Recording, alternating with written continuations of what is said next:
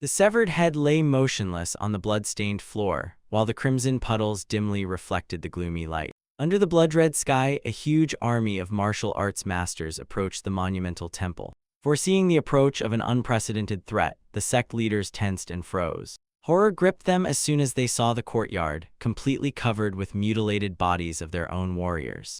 Humbly folding his hands, the old monk quietly begged for mercy for the souls of the fallen. One of the leaders shouted in panic that only a demon could have committed such a massacre, and at that moment, everyone noticed movement. Through the gate, a solitary dark figure stepped unhurriedly, leaving mountains of corpses behind. Among the bloody petals falling to the ground, heavy footsteps echoed with a resonant sound. Maintaining icy calm, the bloodied swordsman reported, "The mighty sect of Mount Hua has been completely destroyed." Not believing their own eyes, the last surviving leader hoarsely said that all this was done by a single person. The next moment, the space was torn by a devastating flash of crimson energy. Panic seized the masters and they shouted in turn, ordering to immediately take up defense. A bloody wave with destructive force sliced through the air, sparing none of those who found themselves in its path. Overcome with despair, the squad of warriors together rushed into a counterattack on the monster. But the killer's blade outpaced the attackers, and blood mercilessly spurted from the slit throats. A dazzling strike flashed instantly. Another master was cut into two parts. The gray-bearded leader roared fiercely, demanding that the freak immediately come out and show himself. The dead silence was broken by only one sound: a solitary step on the damp earth. From the darkness emerged a silhouette, tightly clutching a severed head by the hair. Gritting their teeth grimly, the leaders of the powerful sects Kinkin and Namgun prepared for a deadly battle. Representatives of Shaolin and Wudang also tensed, realizing the true scale of the tragedy. A shirtless young man confidently noted that they had brought an entire army with them.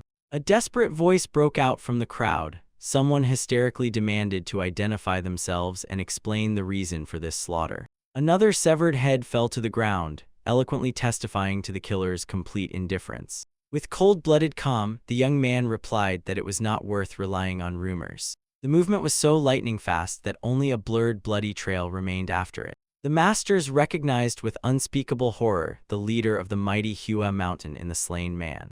Gripping the sword tighter, the killer mockingly declared, "If all the targets have already gathered together, it's time to finish this." He confidently expressed hope that the current opponents would be stronger than the previous ones. The old master was the first to rush into the attack. With a fierce battle cry, he raised his blade high. Other leaders joined him, swearing to avenge the fallen at any cost. From all sides, colorful flashes of the highest energy struck, but the boy responded only with a disappointed sigh. Suddenly, the bloody reality shattered into digital pixels, revealing the maniacal smile of a player in a VR headset. Quickly pulling off the virtual reality helmet, he returned to the real world. In the dimly lit room, the young man sat on the sofa, breathing heavily. Rubbing his neck, he pondered, could a joint attack by such a number of enemies really have been fatal for him?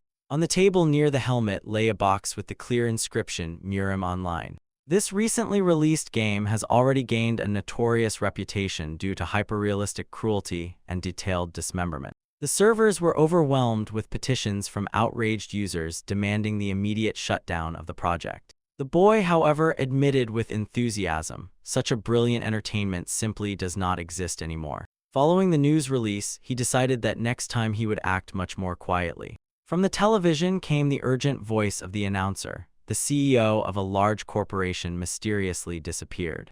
The gamer grimly noted that even a simple murder could be quite a good tool. Suddenly, a raw basement appeared before his eyes, and from the darkness came a pitiful voice begging for mercy. Illuminated only by the cold glow of the monitor, the boy's silhouette loomed over the captive. Tightly bound and brutally beaten, the man fell to his knees and begged to be left alive. Animal fear and despair distorted his face beyond recognition. Placing a heavy sledgehammer on his shoulder, the young man looked at his worthless victim without any emotion. He roughly clenched the man's jaw and mockingly asked if he really hoped for forgiveness. The prisoner broke into a hysteric fit. Justifying himself through tears, he swore his own innocence. Gripping the weapon's handle more comfortably, the Avenger looked at the maniac with icy eyes. The response was a stack of photographs thrown right in his face. The pictures showed gruesome tortures of girls committed by this scoundrel. The boy squeezed the sledgehammer tighter and calmly explained that an innocent person would never become his prey.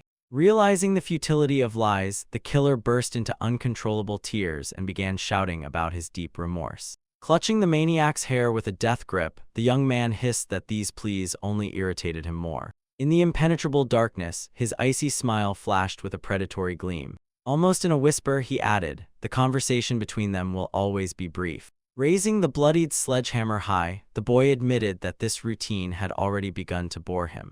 The heavy weapon swiftly flew down, and the air was cut by a lightning flash of light. When the steel mercilessly shattered the bones, the basement trembled from a piercing scream.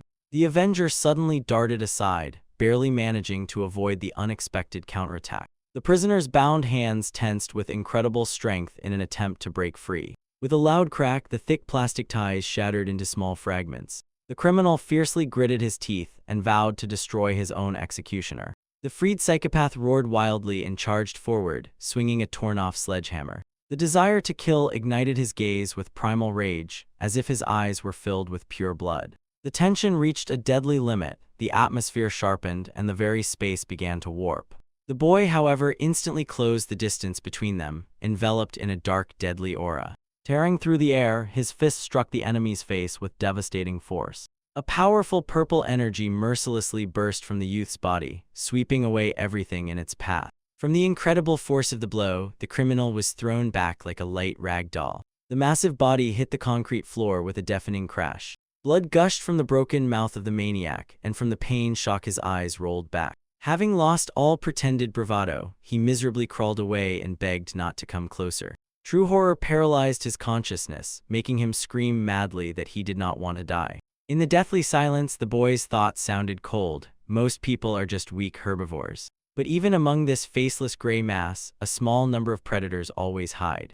The beaten killer helplessly pressed against the cold wall, already realizing that the end had come. Such monsters choose as prey exclusively those who are weaker than themselves. The sole purpose of their existence is to devour defenseless fates. Ignoring the dozens of wrapped corpses around, the boy slowly moved toward his miserable victim. It is precisely such bloodthirsty beasts that he voluntarily became the sole hunter of. The boy's eerie shadow covered the psychopath, and in the darkness his right eye flashed brightly. He looked icily at the one who was always used to hunting others himself. Cornered in a dead end, the criminal hysterically shouted, demanding the Avenger not to come closer. Panic completely deprived the maniac of reason, and he began biting his own hands until they bled. Suddenly, a bloodied sledgehammer flew out with a whistle and, hitting the wall, bounced off with a crash. Unexpectedly, the darkness was cut by the dazzling light of police flashlights. An elite armed special unit stormed into the basement, instantly taking the entire room under aim. Dozens of barrels were aimed at the young man, followed by a harsh order not to move. The stern commander clearly stated the boy's real name, Don Bonsu. An experienced detective in a rumpled suit decisively reached for his service weapon. Holding it at aim, the cop officially announced the arrest for kidnapping and illegal detention. Hearing the murder accusation, Bonsu calmly pondered how the police had even managed to find his hideout. The detective disengaged the pistol's safety and warned that he would open fire with live rounds to kill. The young man's red eye slid to the hole from the previous bullet in the wall, rapidly assessing the trap. Without any weapons, the Avenger was left alone against an entire army of well-trained law enforcement officers. He calmly noted to himself how much this hopeless situation resembled recent events in the game. A completely brazen and crazy smile slowly spread across the boy's face. The tense cop asked if the young man understood the full scale of the horror he had committed. The captured maniac looked at the police with desperate hope, hoping they would save him from the executioner. Without hiding his anger, the detective began listing the gruesome details of the torture and post-mortem photos of innocent women. After that, the policeman pointed to the packed bodies and emphasized that each of them was the same kind of killer. Bonsu replied coldly, "These monsters were real beasts who hunted the weaker ones with impunity. He himself was just a lone hunter who methodically cleanses the world of them." There was not a drop of remorse in his heavy, gaze-only, unwavering, icy confidence. The beaten maniac screamed hysterically, begging the cops to shoot not him but this crazy psychopath. Without lowering his weapon, the detective slowly lit a cigarette and exhaled smoke with contempt, asking a sarcastic question. Nodding his head, he admitted, before him was not a noble hero but another serial butcher. Bonsu's eye narrowed, filled with frank boredom and deep disappointment. The young man theatrically threw back his head and sighed, finally realizing that there would be no constructive conversation with the cops. The deadly aura increasingly concentrated around the boy, ominously distorting the space. The detective burst into a panic scream and demanded that he freeze immediately. But it was too late. The young man had already rushed forward like a black whirlwind, turning into a blurred shadow. A deafening shot rang out, and the wild collision of bodies scattered bright splashes of blood in all directions. Hellish pain distorted the young man's face, yet he stubbornly continued to break through the dense fire.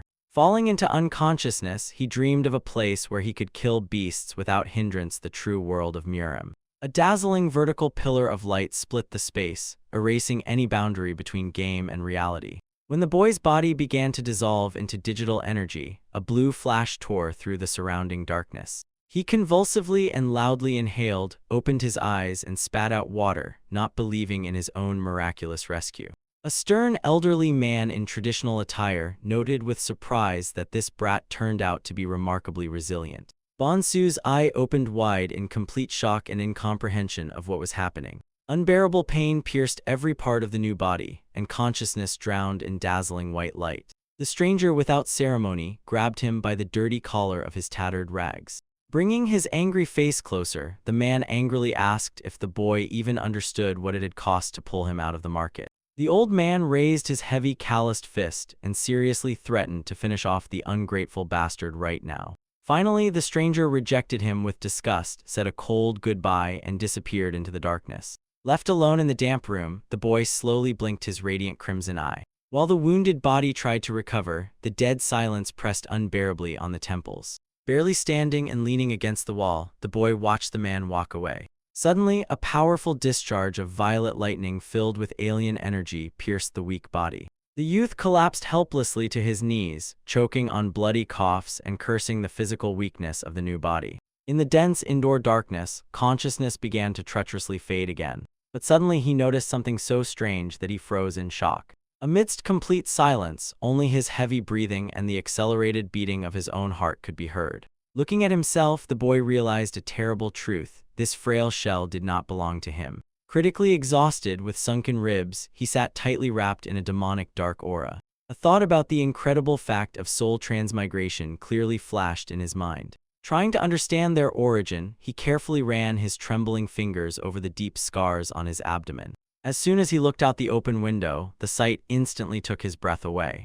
Under the pale glow of the full moon stretched a monumental residence, whose architecture in every detail repeated the building from his game. From his pale lips escaped a quiet, stunned question: could this really be Murim? For a brief moment, the impenetrable darkness completely concealed the storm of emotions raging within him. Kneeling before the window, the boy gazed enchanted at the dazzling night glow of the new world. He desperately grabbed his head, trying to accept this impossible reality. Bending almost to the floor, the young man trembled slightly from unbearable tension. Hot tears poured from his eyes. He realized that his most cherished dream of becoming a hunter had finally come true. Suddenly, right before him, a familiar system message with his gaming name flashed brightly.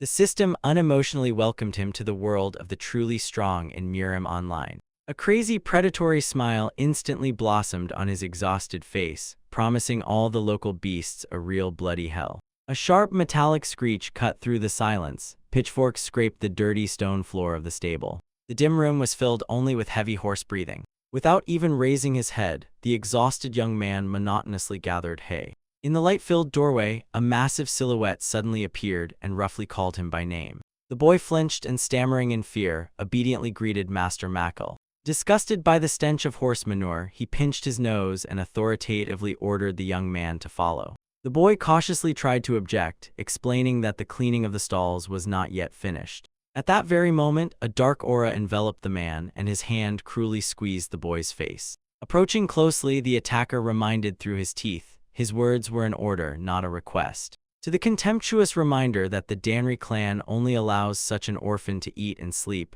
a powerful blow threw the youth aside. Leaning over the beaten boy, the man barked that he was merely a miserable slave who had forgotten his place. In response, from the darkness, the empty eyes of the youth looked at him, with nothing alive left in them. Later, near the weaponsmith's stall cluttered with blades, another figure appeared. The giant Dongo pushed the beaten boy toward the old master, surprised that Makalia was not with them. Smiling slyly, the fat man explained that their elder brother was again entertaining himself in the tavern. He snapped his fingers above the barely alive youth's head, unmistakably hinting at drinking. The old weaponsmith anxiously noted that it would be too difficult for the two of them to carry such a mountain of weapons. Dongo only laughed loudly, assuring the master that they had the perfect tool for this. A big guy struck the young man on the back of the head with a swing and called him an ordinary pack animal. With a muffled cough, the boy fell to the ground, and the worried gunsmith asked what they were doing with the unfortunate So-Sam. Ignoring the question, Dongo waved it off carelessly and remembered the meeting waiting for him at the tavern. Wishing him success, he left, leaving the exhausted young man lying face down in the dust. The old master could only look after him with sympathy.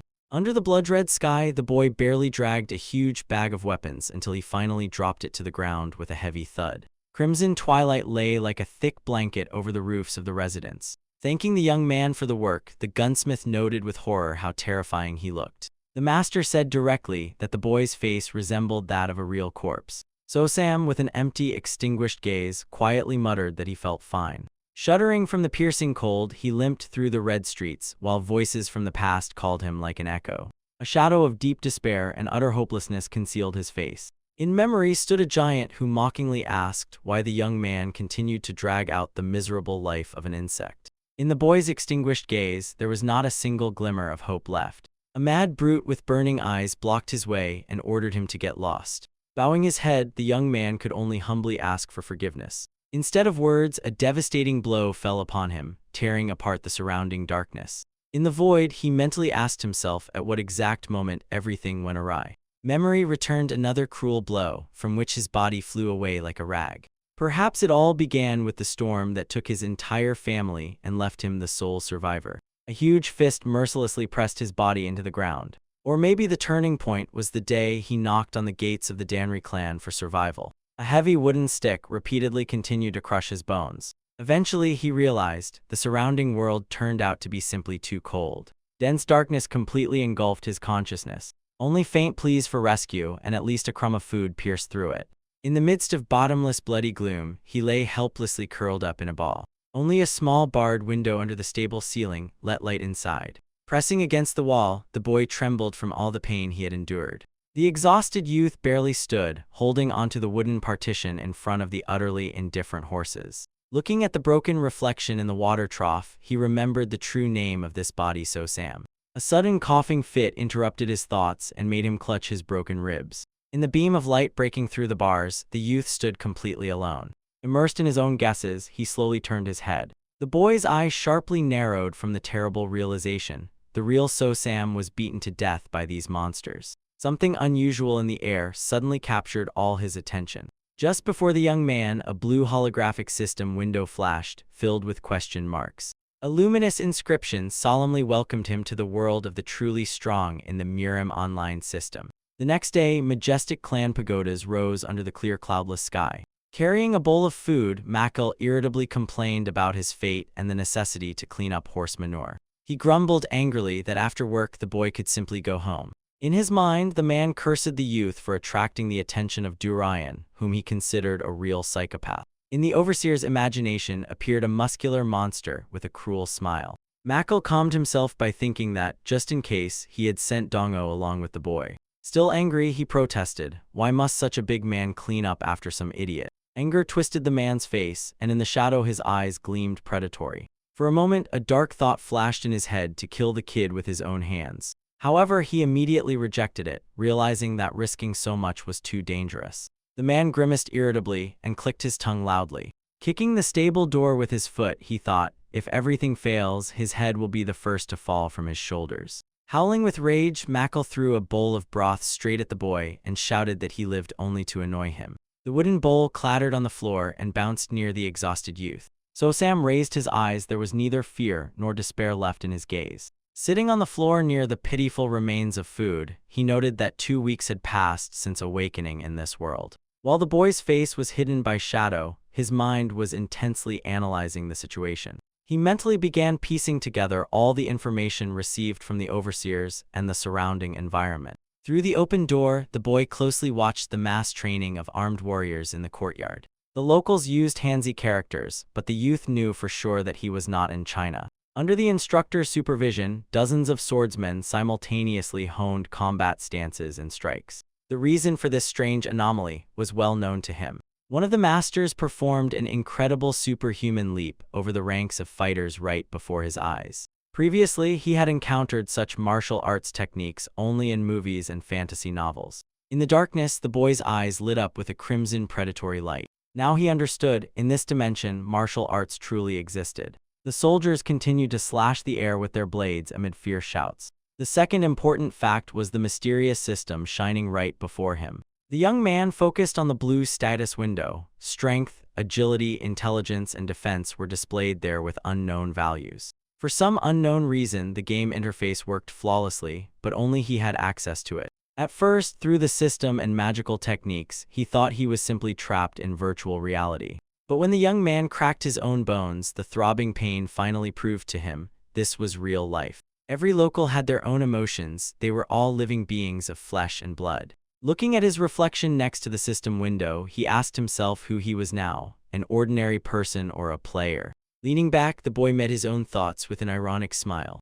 Dongo interrupted the reflections. With a vile grin, he peeked through the door and began mocking So Sam's luxurious life. The fat man instantly went mad, accusing the boy of his own cruel beating and punishment, then sternly asked if he had made him wait. A huge shadow grew over the exhausted youth sitting on the floor. The tormentor mercilessly grabbed the victim by the collar, already preparing for the assault. But suddenly the boy's hand flashed to the bowl of food and clung to it tightly. Surrounded by a wild aura, he greedily drank everything to the last drop, gathering the remnants of energy. Dongo exploded with rage and promised to tear the freak apart. At that moment, the boy's eyes flared red and a sharp shard pierced the attacker's hand with incredible speed. Blood splattered everywhere, a terrible gurgle escaped from the fat man's throat, and the boy's fingers crushed his Adam's apple with a death grip. The man's bloodshot eyes widened from unbearable pain and suffocation. In the impenetrable darkness, only the boy's demonic pupils burned as he coldly announced, the former So Sam had long been dead. A beastly growl burst from the boy's chest, filling the room with primal terror.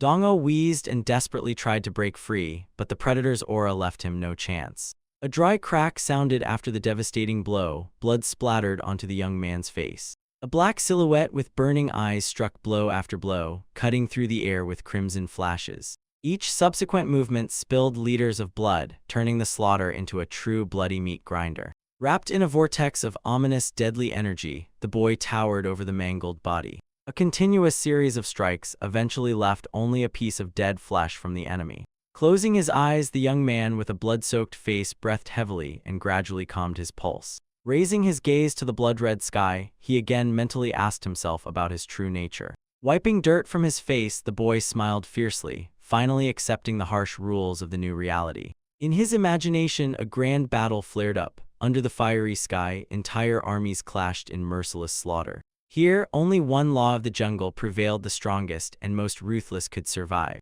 The young man's eye widened with fascination. In this place, he would no longer have to hide his own monstrous predator nature. Above the roofs of the ancient city, ghostly images of giant wolves majestically appeared, heralding the birth of a new beast. From now on, he gained the freedom to hunt in these merciless jungles, known to all as Murim. Covered in foreign blood, he cracked his neck and felt the intoxicating taste of complete freedom. Raising his bloodied hand to the light, the young man declared this world the perfect place for true hunters. Under the cold moonlight, a majestic and at the same time dangerous new Murim stretched out before him. Amid the bloodied chamber, the young man sat unshaken, indifferently surveying the aftermath of the slaughter he had caused. The cold gaze of the only open eye lingered on the corpse. Usually, such weaklings did not deserve attention, but now something needed to be checked. The massive body of the fallen enemy froze in a puddle of its own blood. Suddenly, the darkness was flooded with the blue light of the magical inventory interface that flashed before the young man. Thoughtfully touching his chin, he immediately recognized the cardinal changes in the system. In his past life, his inventory was divided into clear cells, and each item occupied a separate slot. Now, before him opened a single boundless space, resembling a vortex of pure energy. The blue portal quietly pulsed in the air and unquestionably obeyed the will of its master. Reaching out to the magical window, the young man mentally assessed its colossal size at least 300 square meters. He leaned over the mutilated corpse, wishing to practically find out whether the old game mechanics work in this world. With a disgusting crunch, he firmly grabbed the dead man right by the face. Obeying system algorithms, the enemy's body instantly began to crumble into digital pixels. The boy sharply jerked the remains and threw them straight into the glowing inventory portal. The huge corpse disappeared in a whirl of digital magic, leaving behind only a blood-red trail. The realization of how easily evidence could now be destroyed widened the young man's eye with wild delight. Immediately, a new logical question arose. Is this space capable of absorbing living beings, and can they survive there? In the semi-dark chamber, a creepy smile slowly appeared. Many more cruel experiments awaited ahead. The next day, the majestic pavilions of the sect peacefully rose under the cloudless sky, hiding the true nature of this place. The young man obediently swept the yard, feeling the watchful eyes of 2 senior students upon him. A predatory and openly contemptuous smile appeared on the face of one of the men. Clutching the broom, the boy froze, hid his eyes, and flawlessly played complete submission. The senior student's hand suddenly swung, slicing through the air with a whistle. From the harsh blow to the back of the head, the boy sharply staggered. Looking down on him arrogantly, the attacker asked if he had finally gone numb. The youth instantly hid behind the mask of the local fool. He pitifully groaned and crookedly grinned. The man rudely jabbed him in the chest with his fist, ordering him to stop loafing immediately. With an authoritative gesture, he pointed to the stable with a saddled horse and ordered to take the animal for a walk. The boy hunched over, trembled with feigned fear, and emitted another senseless sound of obedience. The senior student grimaced disgustedly, angry that he had to deal with a stupid mute. Soon the youth was already leading the bay horse through the lively streets of the settlement. Everyday life was bustling around. Merchants busied themselves near the shops and peasants engaged in their usual tasks. Amid the market noise, the inconspicuous silent groom interested no one. Only for a moment did the foolish expression disappear from his eyes, giving way to cold and dead calculation. Around the corner of the shop lurked a group of local children with stones in their hands. Gloatingly laughing, they threw a round stone with all their might right into the groom's back.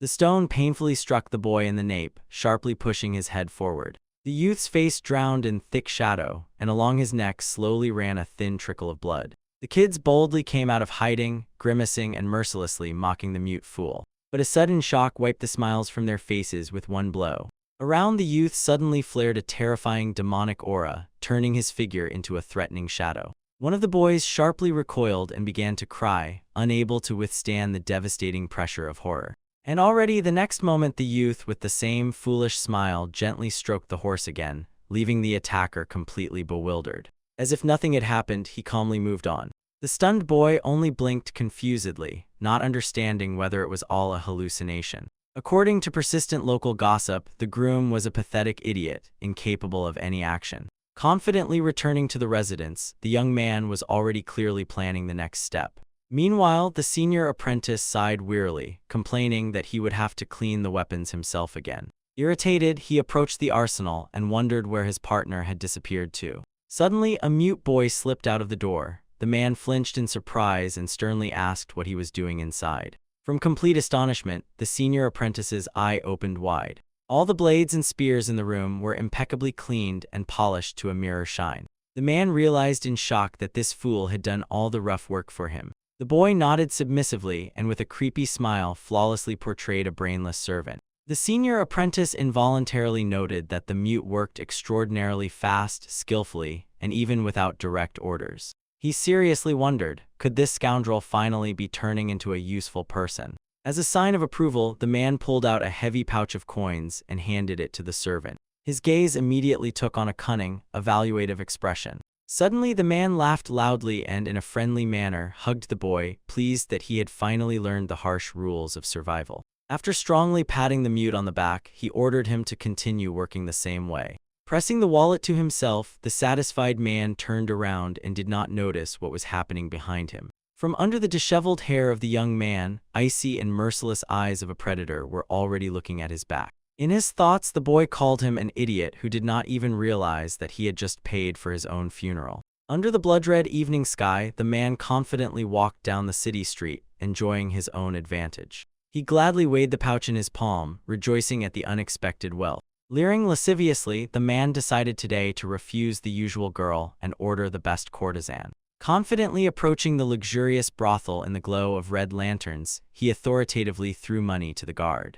Once inside, the visitor unequivocally ordered to call the incomparable Chasen. The owner of the establishment bowed submissively and cautiously reminded that usually the guest chooses another girl. The man arrogantly puffed out his chest, exhaled a cloud of smoke, and authoritatively confirmed the new choice. The host immediately stretched his lips into a flattering smile of agreement. The client threw his wallet on the table with a heavy clatter, harshly putting an end to any doubts about his solvency. Reclining at the table in the cozy room, he was burning with lust and impatient anticipation. From behind the door came a gentle female voice asking for permission to enter. The door opened and before him appeared a luxurious woman in a semi-transparent outfit. From desire, the man involuntarily held his breath. Her grace and beauty were truly on a completely different, unattainable level. Nervously swallowing his saliva, the man lustfully offered her to sit closer. The courtesan obediently knelt down and gracefully poured him some wine. Completely forgetting caution, he laughed loudly and demanded more to be poured. The intoxicated guest showered her delicate hands with compliments, not noticing the deadly threat that was already surrounding him. Behind the wall, the darkness thickened, and he called the girl even closer to himself. Meanwhile, through a narrow crack in the wooden door behind him, a bloodshot eye watched unblinkingly. In the darkness, the young man's face twisted into a demonic smile. The trap closed perfectly, and the time of reckoning had come. Against the backdrop of the blood-red sky, a promise sounded to immediately bring the girl named Chasen to the room on the second floor. An unknown man stopped by the massive stairs leading up to the red lantern-lit courtyard of Bangyan. From above, the fat man looked at the stranger slyly and condescendingly. In his plump hands lay a heavy pouch, filled to the brim with coins. The satisfied owner smiled slyly and cynically remarked that he was primarily interested in profit. In the doorway, against the hellish sunset, a terrifying silhouette of the guest appeared, immediately attracting the fat man's attention. The stranger silently froze with his back to the light, radiating an icy threat. The ominous figure stepped over the threshold, walking heavily on the floor. The path was instantly blocked by a burly guard, who rudely asked the silent guest if he even understood where he had come. Rage distorted the face of the thug, and he aggressively ordered the stranger to leave immediately. But the strange guest with disheveled hair and wild eyes responded only with indistinct moaning, extending a pouch of money. The owner of the establishment cautiously reached for the pouch, already counting the unexpected profit. Inside, dozens of copper coins gleamed with a dull shine. From greedy delight, the fat man's eye instantly widened. His tone immediately changed. The client was offered to wait in another room and promised to quickly send the girl Engeng to him. The owner spread a broad, flattering smile and hospitably invited the generous visitor to come further. The mute guest with bandaged hands slowly moved down the dark corridor of the inn-yard. In the semi-darkness, loose bandages hung threateningly from his hand, like harbingers of a bloody reprisal. Suddenly, the rough guard felt fabric tighten around his neck in a dead knot, cutting off his air. From shock and suffocation, the thug's eyes nearly popped out of their sockets. He desperately struggled for freedom, wheezed curses, and tried to understand who exactly had attacked him. Fingers scratched the strong bandages in vain, and the last air gradually left the lungs. The mute killer with inhuman strength jerked the noose back, almost breaking the victim's neck. Shifting his center of gravity, he cruelly threw the huge opponent to the floor. The guard ran and hit his face against the wooden boards. The killer firmly fixed the victim on his back and continued to mercilessly squeeze his throat. The giant's body convulsed in futile attempts to break free from the deadly grip. The maniac's face was illuminated by a wide, insane smile, and his eyes flared with blood-red light. He savored every moment of the victim's agony, radiating complete psychopathic euphoria. In the darkness, red pupils burned with animalistic thirst for murder. The brief struggle ended, the guard's body went limp, and the killer looked over the result of his work with predatory satisfaction. The young man heavily sat down next to the breathless corpse, trying to catch his breath. Against the background of the dead enemy, his scarred face in the semi-darkness seemed even more sinister. Cold-bloodedly considering the next actions, he shifted his gaze aside.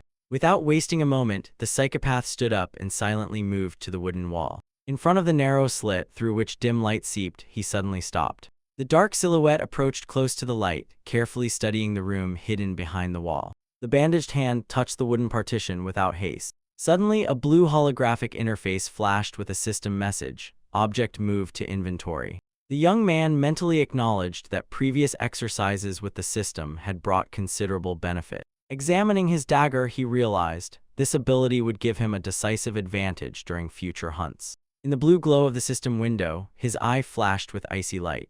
The psychopath's assumptions were confirmed as the characteristic panel unfolded before him. A golden inscription on the screen announced new experience gained for the committed murder. Sitting over the corpse, he finally understood the main law of this world. Human lives here were only a means for leveling up.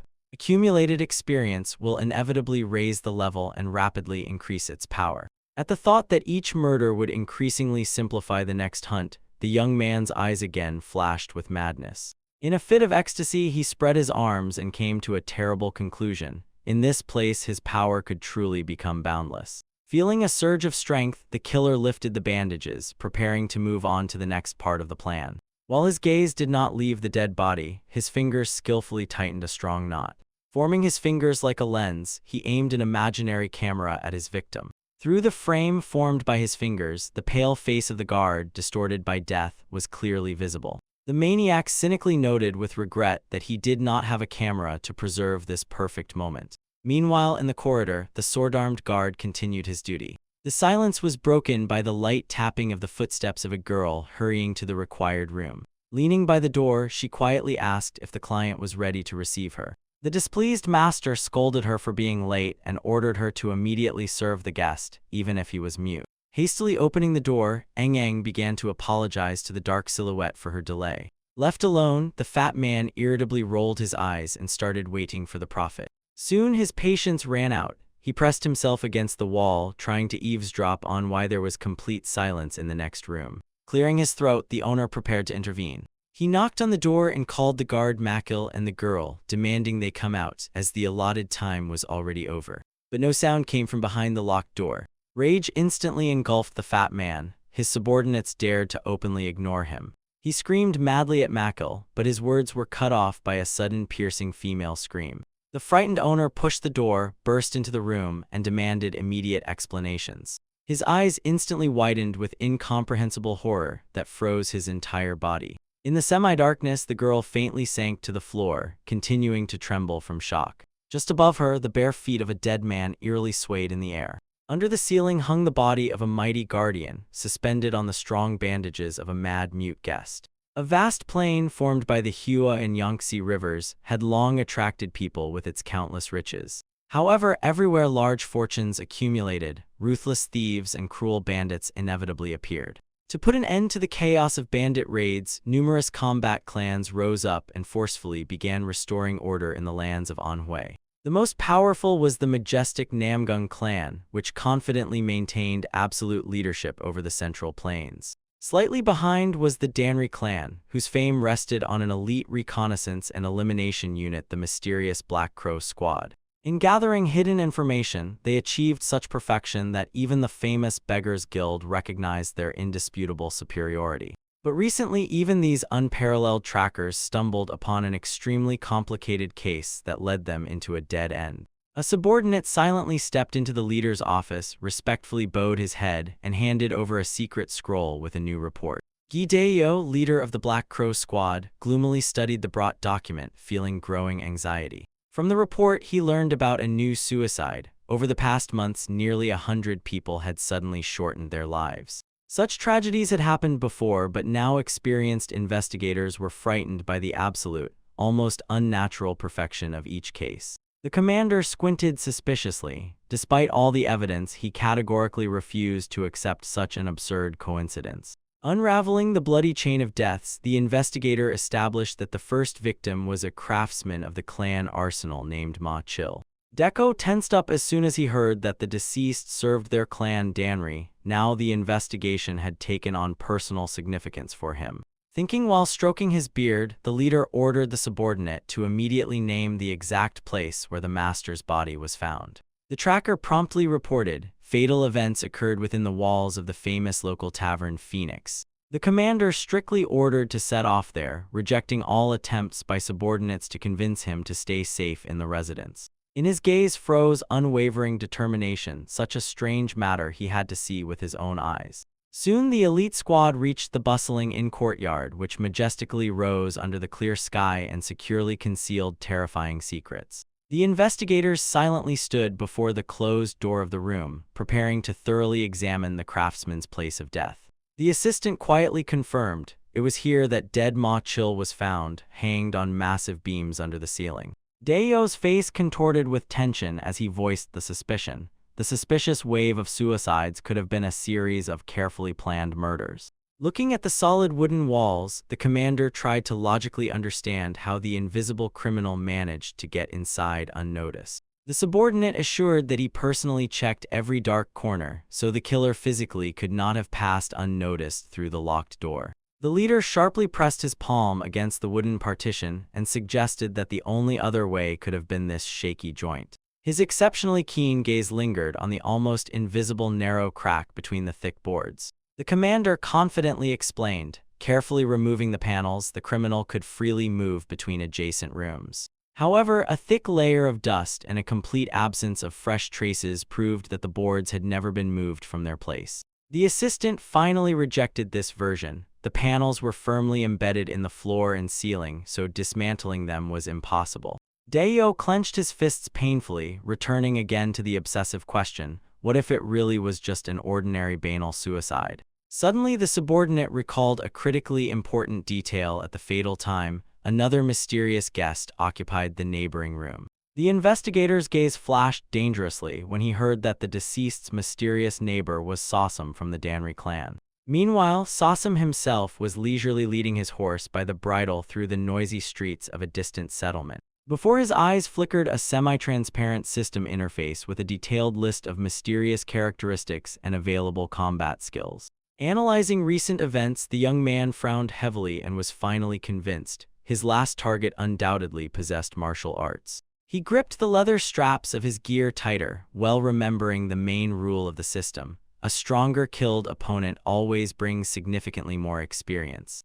At the same time, Sosum soberly understood the limits of his own capabilities. Now even the weakest warrior of his native clan could easily defeat him. He desperately needed transitional loot. It was then that the mocking shout of a local thug who decided to pick on a familiar victim again cut through his thoughts. A group of Grim Street bandits brazenly blocked the young man's path, looking at him with open predatory contempt. Armed with crude clubs and knives, they joyfully prepared for an easy and unpunished amusement. Sosum cast an indifferent, icy glance at the attackers, immediately recognizing them as ordinary street rats. Sensing aggression, the horse nervously snorted, and the bandits had no idea who the supposed loser from the mighty clan really was. The leader stretched his lips into a disgusting smile, openly savoring the upcoming merciless mockery of the defenseless youth. Silent indifference enraged one of the impatient bandits, and he grabbed Sosum's shoulder extremely roughly.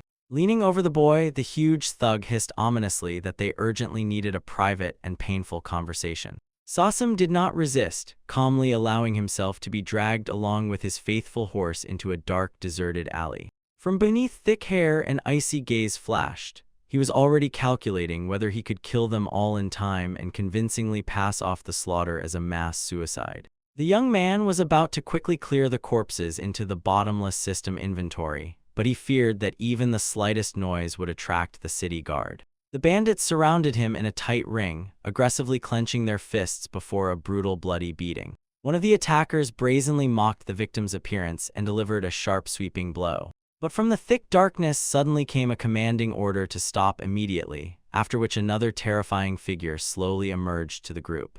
The frightened bandit immediately retreated, trembling before the undeniable authority of Janho, whose name echoed coldly in Sosum's calculations. Despite everything around, Janho approached the young man's horse with incredible greedy delight. He rudely petted the animal and aloud decided that such a wonderful steed would make the perfect gift for their mad boss. Mockingly glancing at Sosum, the dangerous newcomer with a crooked smile asked his opinion about this brilliant idea. Janho's face was distorted by a vile, sadistic grimace that left no doubt about his bloodthirsty intentions. Sosum's red eye fiercely flared in the darkness. Now he finally knew that the enemy had planned from the start to mercilessly kill him for the horse. The bandit confidently declared that the young man was overthinking, not realizing how deadly dangerous a target he had chosen for hunting. To the direct threats, Sosum responded with complete cold-bloodedness. He suggested simply killing him and not wasting time on pathetic talk. From unheard of audacity, Dzhanko literally went mad, wildly staring at the silent fool who suddenly dared to open his mouth. At that very moment, Sosum activated the spatial inventory, and the night darkness was cut by a dazzling neon glow. From the sparkling energy vortex instantly emerged a shining blade, causing the stunned attacker to scream in animal terror. A powerful flash tore through the alley's gloom just as the invisible destructive force executed a deadly cut. While the miserable consciousness of the bandit faded forever, his eyes glazed over with absolute incomprehension. The sharp blade mercilessly pierced the enemy's flesh, raising a copious fountain of bright red blood. The rest of the street thugs froze in deep, paralyzing shock, watching their mighty leader fall heavily dead. A violet-pink explosion of pure energy swept away everything in its path, demonstrating the colossal destructive power of the strike. Amid the sharp clinking of ghostly chains, a long-awaited system message about a level-up flashed before the merciless young man.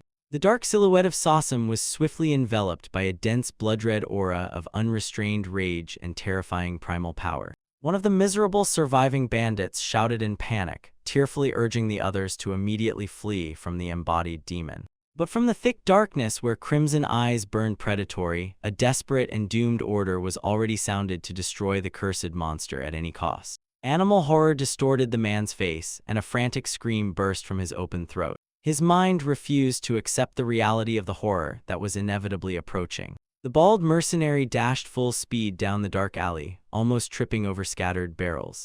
Desperately moving his legs, he tried to break free from the deadly trap. A single panicked question pulsed in his head. What was the true nature of the terrifying monster behind him?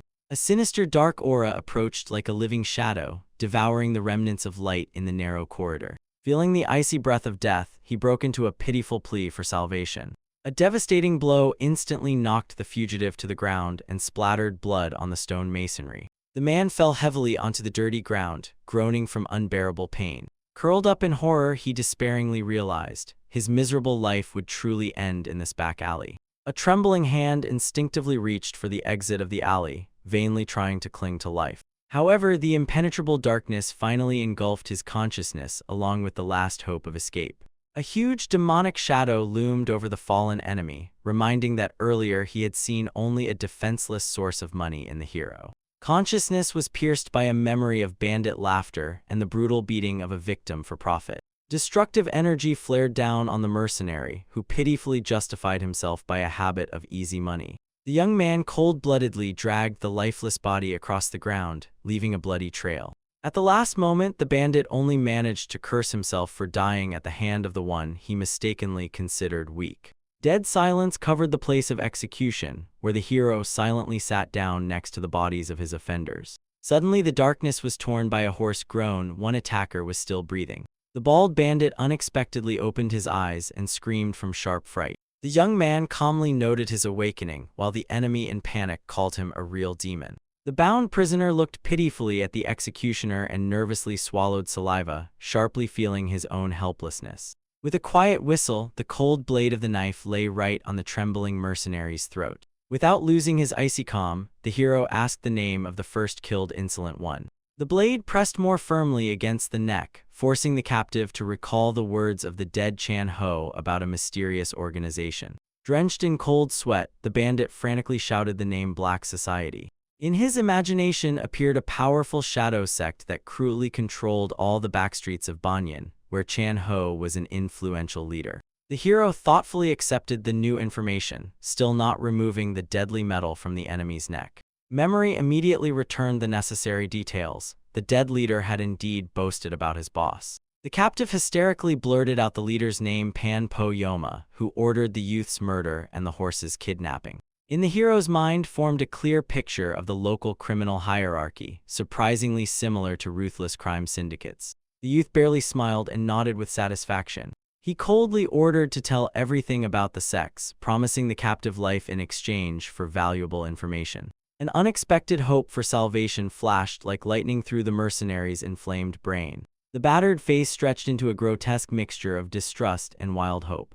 However, the very next moment the bandit's eyes rolled back, a merciless blade movement slit his throat. The hero raised his hand to the face of the corpse and activated the system inventory, collecting his rightful loot. Exhaling a cloud of steam, the exhausted young man made sure that no living enemies remained. His gaze swept through the dark alley and stopped at the loyal horse calmly waiting ahead. Weary from the hard battle and tension, the hero slowly sank to the cold ground. Reflecting on the night's events, he noted the extraordinary value of the acquired knowledge. The name of the criminal sect was forever and firmly engraved in memory. In his imagination appeared crowds of enemies perfect cannon fodder, stronger than ordinary people but weaker than true masters.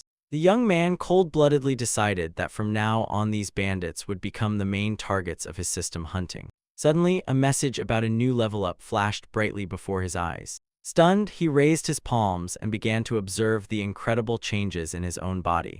The system instantly healed him. Not only fresh wounds disappeared, but all old scars as well. A predatory spark of complete satisfaction with the new possibilities ignited in the hero's gaze. A bold assumption ripened in his mind. Is this regeneration capable of restoring critical damage to the brain or heart? The young man decisively clenched his fist, realizing that immediately before leveling up he might risk even his own life in battle. However, he immediately noticed one serious and dangerous drawback in the new ability. The dazzling flash of aura during the level up was too obvious and could easily reveal him to stronger enemies.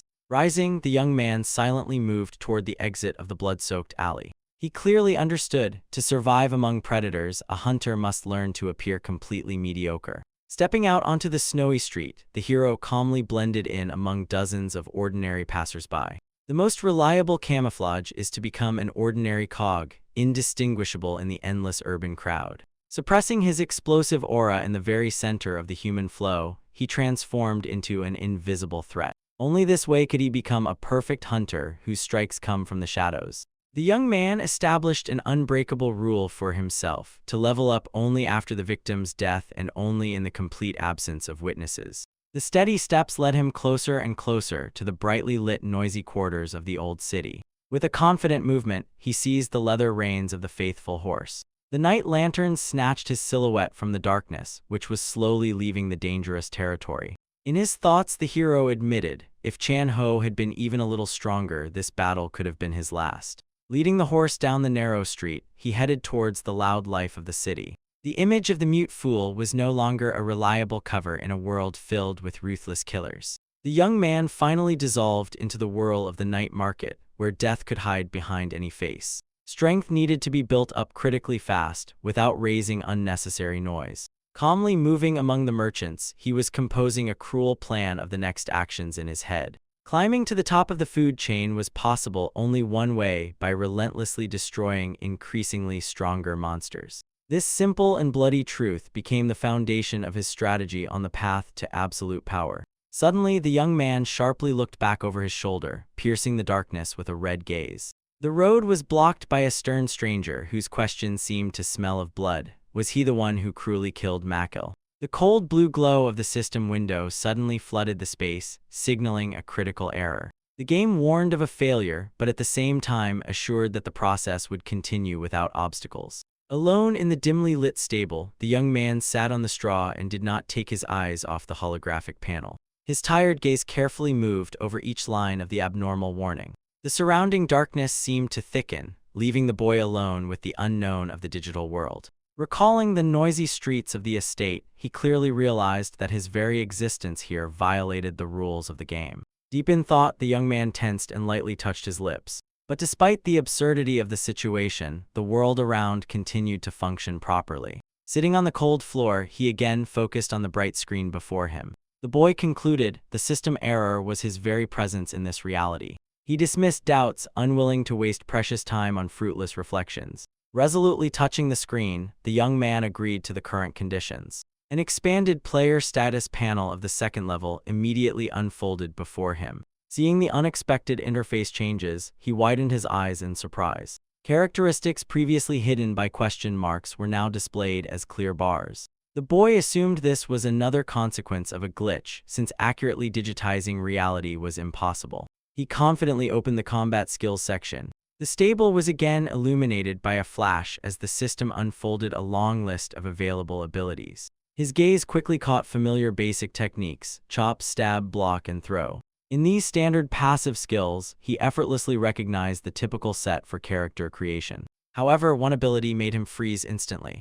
Gloomily biting his lip, the young man vainly searched his memory for any mention of it. The spiritual eye technique was a complete mystery to him. A mystical blue sign flashed in his eye system provided no description of the new skill. Suddenly, the silence was shattered by a series of sharp system signals. The screen reported, "Conditions met, spiritual eye activated automatically." Right before his eyes appeared a huge number 20. His pupils contracted in horror. The system warned of an enemy who surpassed him by at least 10 levels. The countdown relentlessly reduced the distance 19, then 18 meters. 17 meters remained to the unknown threat. The young man immediately realized the new ability worked like an early warning radar. The counter showed 16 meters. He stared tensely at the message, feeling cold sweat on his temples. The distance kept shrinking, 15 then 14. Heavy and confident footsteps were already audible from outside. 13 meters remained to the threat.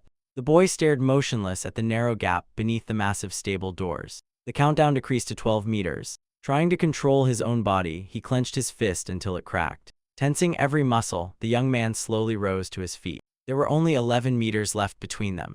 Partially covering his face with his palm, he logically concluded that this was hardly a real enemy. Under the cover of night, the estate remained completely quiet and calm. Few would dare an open invasion of the Danry family, and a true killer would act much faster. The indicator fell to 9 meters, so a powerful master from their own clan was approaching. Remembering what it took to reach the second level, he realized the terrible gap of 10 ranks. For such a score, thousands of bloody sacrifices would have to be made on ordinary people. Even through the walls, the heavy and destructive aura of the guest was already pressing. Only 5 meters remained until the meeting. Another moment and the counter showed 4 meters. The counter dropped to 3, and the young man mentally named the future visitor. The door suddenly burst open, flooding the stable with dazzling light and revealing the dark outlines of 2 men. A stern-mustached squad commander with a piercing gaze froze on the threshold. The young man's pupils narrowed from fear that paralyzed his body. The master approached closely and menacingly loomed over the frightened boy.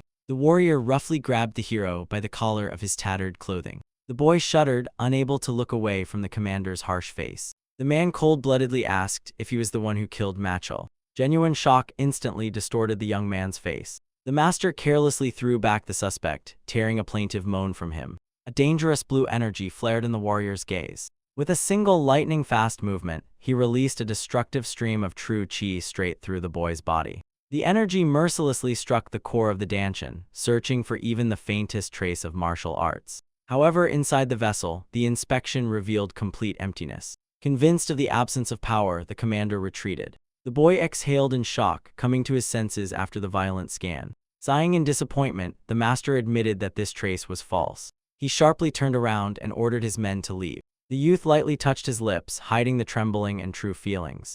The subordinate asked in surprise if he had heard the order correctly, not expecting such a sudden end. Left alone, the boy heavily leaned against the wooden wall. The darkness of the stable concealed his face, and a predatory smile slowly appeared on his lips. In the impenetrable darkness, the young man's eyes flared with a bloody red light.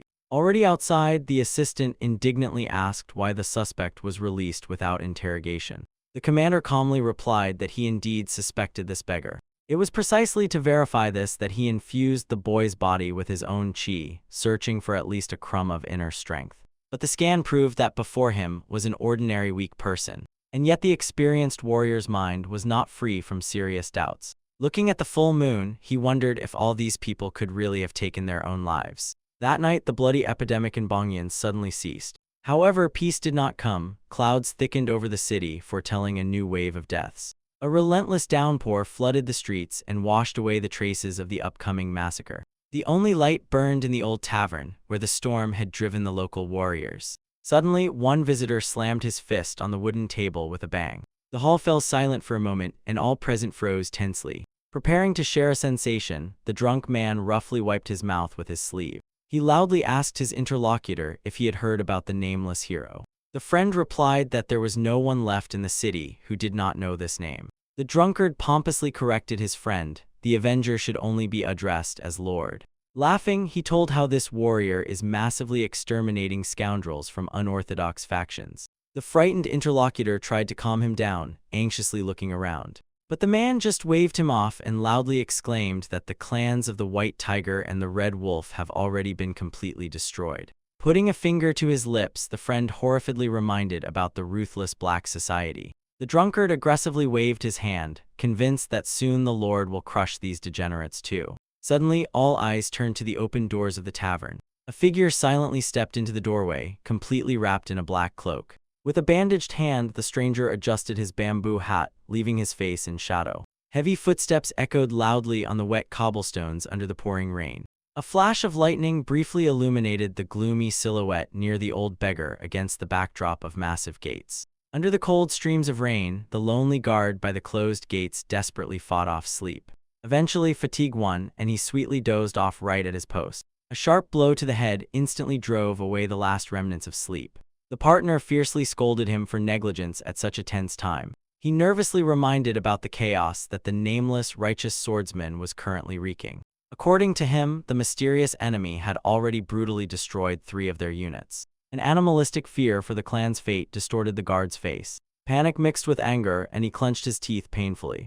That miserable tirade was suddenly interrupted by a stream of fresh blood. The severed head of the partner fell with a dull thud onto the wet cobblestones. The surviving guard realized with icy horror, before him stood the very same killer. In the next moment, his own head was rolling down the bloodstained stairs. From beneath the wet hat, the empty gaze of the merciless reaper flashed coldly. A dark figure slowly opened the massive gates towards the storm. Rain streams mercilessly flooded the empty courtyard, erasing the traces of the massacre. Without uttering a word, the warrior stepped onto enemy land. From the darkness, a hail of sharp arrows suddenly rained down on him. Sensing the approaching danger, he barely flinched. Behind the gates, a whole army of armed mercenaries was already waiting for the newcomer. Before the enraged crowd, he stopped with unwavering cold-bloodedness. Someone from the crowd contemptuously cursed the audacious rat. The tension before the inevitable slaughter literally electrified the air.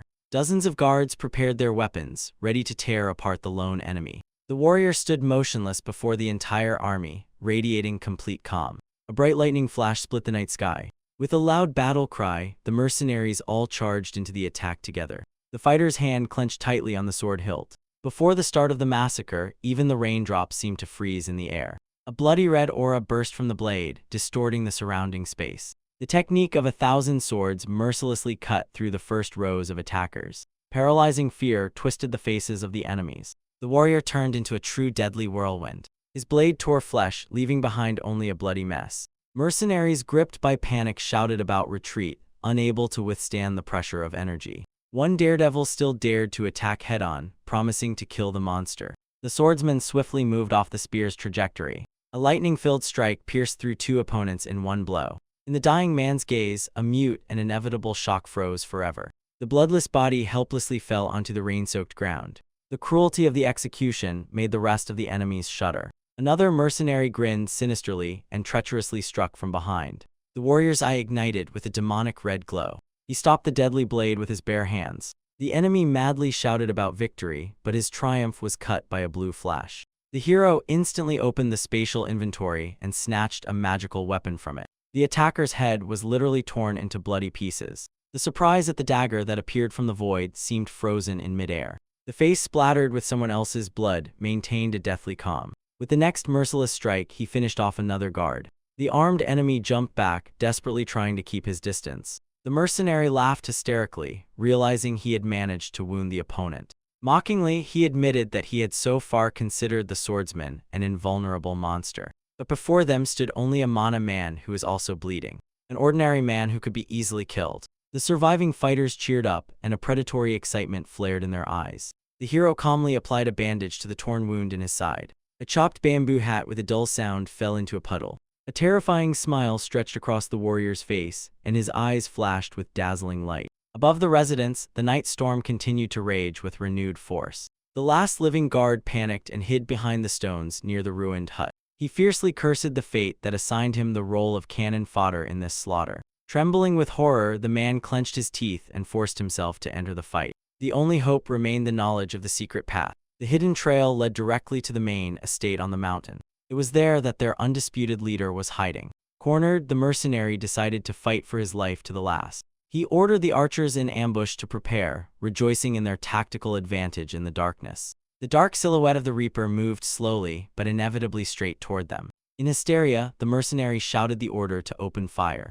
A deadly hail of arrows covered the target. The guard timidly peeked out from the shelter, hoping to see a corpse before him. A deafening crack and a destructive wave shattered the wooden hideout to pieces. A bloody fountain exploded as the bodies of the archers were torn to shreds. The last survivor froze, completely paralyzed by primal animal fear. He only pitifully babbled, unable to take even a single step. The warrior approached the remains of the ambush and coldly asked if everyone was already dead. With a trembling voice, the guard asked if the righteous swordsman really stood before him. He desperately begged for an explanation of what they had done to deserve such a cruel punishment. From beneath dark hair, a red eye blazed in response. To the cry of despair, the hero responded with a swift swing, decapitating the petitioner with a single blow. He indifferently explained that he only needed their lives. The decapitated bodies remained by the gates, slowly dripping blood. A flash illuminated the road to the main clan estate amid the rumble of thunder.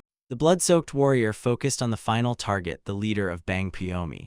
The beginning of everything was the White Tiger unit. Even after gaining a new level for killing Janho, he still did not have the strength to openly oppose the Black faction. Therefore, the young man chose the path of shadows, luring enemies out one by one and mercilessly exterminating them from ambushes. Arson became his favorite way to start the hunt, so when the unit leader finally raised the alarm, it was already too late to act. By that time, more than half of the White Tiger fighters lay dead in pools of their own blood. But during this bloody purge, something unforeseen happened. Impressed by his ruthlessness toward enemies, local residents and officials gave him the nickname Nameless Righteous Swordsman. The new reputation and this convenient mask greatly simplified the extermination of the remnants of the unofficial faction. The final point was the murder of the unit leader, for which the hero received the 5th level. Along with the new level, active skills were unlocked for the first time. The system endowed him with the Qigong body easing technique and the powerful art of the Three Forces sword. Under the brim of his hat, the youth's face twisted into a predatory smile. Now he was ready to meet the top of the Black faction face to face. Throughout Bangyan, only one criminal group remained, the infamous Black Society. While street kids played heroes, the Red Wolf Gate disappeared from the face of the earth forever. Cold rain relentlessly beat on the roof of the last enemy's residence. On the veranda, an old man sat alone and silently watched the downpour. On his back, an embroidery of 2 intertwined cobras gleamed ominously. Deep wrinkles furrowed the old man's face, yet his gaze remained sharp and dangerous. This old man was Bang Poyam, the ruthless leader of the Black Society. Darkness and the rumble of the storm completely engulfed the temple courtyard. A bright lightning flashed the figure of the hero, who silently stood opposite the enemy leader. The elder looked at the uninvited guest and asked if he was the very righteous swordsman. In the pouring rain, the young man did not utter a single word. Bang Poyam mockingly asked why the fighter for justice so diligently hid his face under thick fabrics. From beneath the wet hair came an icy reply: he had never been righteous. The elder's eye suspiciously squinted. Then, why did the boy so zealously exterminate criminal factions? A mad, bloodthirsty smile blossomed on the hero's face, finally destroying any semblance of nobility. The leader of the Black Society froze for a brief moment, contemplating what he had heard. A second later, the elder was already laughing, covering his face with his palm, admitting that the young man had completely fooled everyone. The hero decisively drew his blade and denied it. People simply chose to believe in what they wished. The scabbard fell with a dull clatter onto the wooden floor, and the old man only called the opponent extremely interesting. Drawing his own sword with a faint blue glow, Bang Poyam declared that he would not regret it, even if today he set off to the river of the dead. Demonic yellow light flashed in his eyes, and he roared, demanding the enemy to show all his power. The elder was the first to rush forward, cutting through the rain curtain with a powerful strike from above. 2 blades clashed with incredible force, flooding the yard with a dazzling explosion of blue and red aura. From the colossal tension, the youth's eye filled with a bloody gleam. Like a true demon, Bang Poyam pressed with all his might, striking sparks and whole sheaves from the enemy's weapon. The defense did not hold. The sharp metal cut the hero's hand, and a fountain of blood burst out. The experienced leader immediately saw an open area for the next attack. The youth tried to break the distance, thinking that now the enemy's blade would not reach him. He was wrong. A new bloody flash marked a deep wound on the shoulder. The next devastating blow tore open the youth's back. The hero heavily fell onto the stone pavement, dragging a bloody trail behind him. Pain pierced the whole body, and the blood from the wound did not stop flowing. The elder grinned with satisfaction, finally convinced that the enemy's physical condition was far from ideal. Gathering his last strength, the young man rushed headlong towards the danger. But the elder's dazzling block instantly stopped the attack. Bang Poyam immediately launched a counterattack, unleashing a torrent of merciless strikes on the boy. The hero's mind worked feverishly. The enemy deliberately aimed only at open wounds, increasing blood loss. Delivering a new blow, the leader mockingly asked what the boy was thinking, finding himself a step away from death. The young man gritted his teeth and made the difficult decision to sacrifice his own flesh for the chance to win. He understood perfectly, if the fight continued at this pace, death would become inevitable. Gathering the remnants of his mana, the hero activated the sword art of 3 powers. Suddenly, the elder's straight sword shattered into segments and, transforming into a whip, sharply struck the boy's body. Stunned, the young man froze, not taking his eyes off the amazing whip sword. Bang Poyam's yellow eyes shone triumphantly. The enemy was trapped. He smugly noted the flawless effectiveness of his hidden trump card. The old man mockingly remarked that the opponent was seeing such a flexible weapon for the first time in his life. The young man stood, bowing his head and bleeding, showing no resistance. And already in the next moment, the old leader's eyes widened with animal terror. The hero instantly vanished into thin air, leaving a blurred silhouette in his place. With incredible speed, the boy pushed off with his foot from a water puddle. The Qigong technique transformed him into a true lightning bolt, unleashing a colossal arc cut. A terrible energy explosion tore through the yard and threw clouds of water and debris into the air. Thick smoke enveloped the battlefield, hiding the result of the desperate strike. When the dust settled, the boy saw with horror the black segments of the enemy whip coiling around and completely blocking the retreat path. Behind the old man, a giant aura in the shape of a ghostly cobra rose. Bang Poyam slowly approached, calling the young man's style extremely strange due to the readiness to use his own body as bait. Unfolding the rings of the blue aura, the leader declared, "This is the path not of an honest warrior, but of a treacherous killer or hunter." Under the merciless downpour, the hero stood, feeling immense fatigue. The anticipation of the imminent resolution made the old man's predatory smile even wider. He tore off his outer garment, revealing a sturdy chainmail, and explained, "In a deadly duel, the one who hides the most trump cards survives." Spreading his arms, the old man proclaimed his own superiority and called the absence of secret techniques a fatal mistake of the youth. A gigantic snake of energy rose above the battlefield, ready to crush the enemy without the slightest chance of escape. With his last strength, the youth crossed his blade with the black whip, desperately holding back the assault. Bang Poyam's last order was brief: to die right now. The blue cobra opened its jaws and lunged at the hero, while the old man in ecstasy cursed the nameless demon killer. The gigantic semi-transparent snake of blue energy roared and rushed forward, tearing through space. The enemy shouted fiercely that it was time for the nameless demon killer to die. The hero swiftly slipped aside, and the massive head of the phantom snake slammed into the ground with a crash, raising a thick cloud of dust. The opponent confidently declared that now any resistance had lost its meaning. The snake's tail cut through the dust cloud at a furious speed, trying to sweep away everything in its path. The old man snarled fiercely, rejoicing that he had finally cornered the scoundrel. But suddenly his terrifying yellow eye widened. He realized his fatal mistake. The strike split in half not the real enemy, but one of the members of the Black Society. Realizing he had attacked an ordinary decoy, the old man desperately began searching with his eyes for the real opponent. The hero fell like a stone from above, firmly holding the sword whose blade flashed brightly in the darkness. He instantly applied the second form of the deadly Three Forces sword technique. A powerful vertical swing tore through the night darkness, leaving a dazzling white trail. The swordsman delivered a piercing blow right to the core, leaving the enemy no chance to dodge. With a crunch, the sharp blade pierced the old man's palm, splattering thick crimson blood. From unbearable pain, the enemy screamed wildly, bearing sharp, beast-like teeth. The hero was mentally surprised. In the last millisecond, the old man managed to put out his hand and save his heart from being pierced. Enraged by fury and pain, the opponent roared that the battle was far from over. Under the cold downpour, he quickly jumped back, fiercely swinging a deadly chain whip. The swordsman skillfully deflected the flying blades, and each clash of metal sparked bright sparks. With burning eyes, the hero rushed after him, decisively blocking all possible retreat paths. Right in the middle of the fierce clash, the young man sharply opened the spatial inventory. From the void, one after another, the dead flew out, confusing the old man and making him scream in incomprehension.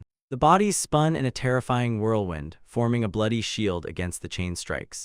Under the pouring rain, the old man heavily fell to his knees and convulsively began gasping for air. Pressing the bloodied wound on his chest, he stunnedly tried to understand how the corpses could have appeared out of thin air. A terrible thought pierced him. How many more hidden trump cards did this monster have left? The rain relentlessly flooded the courtyard of the residence, now completely strewn with mutilated bodies. From the forest darkness came only the eerie sound of rain and the groans of those who were dying. The opponent clenched his teeth to the point of grinding, filled with powerless rage and thirst for revenge. Shouting curses, he sprang from his place and feverishly began to search for the missing rat.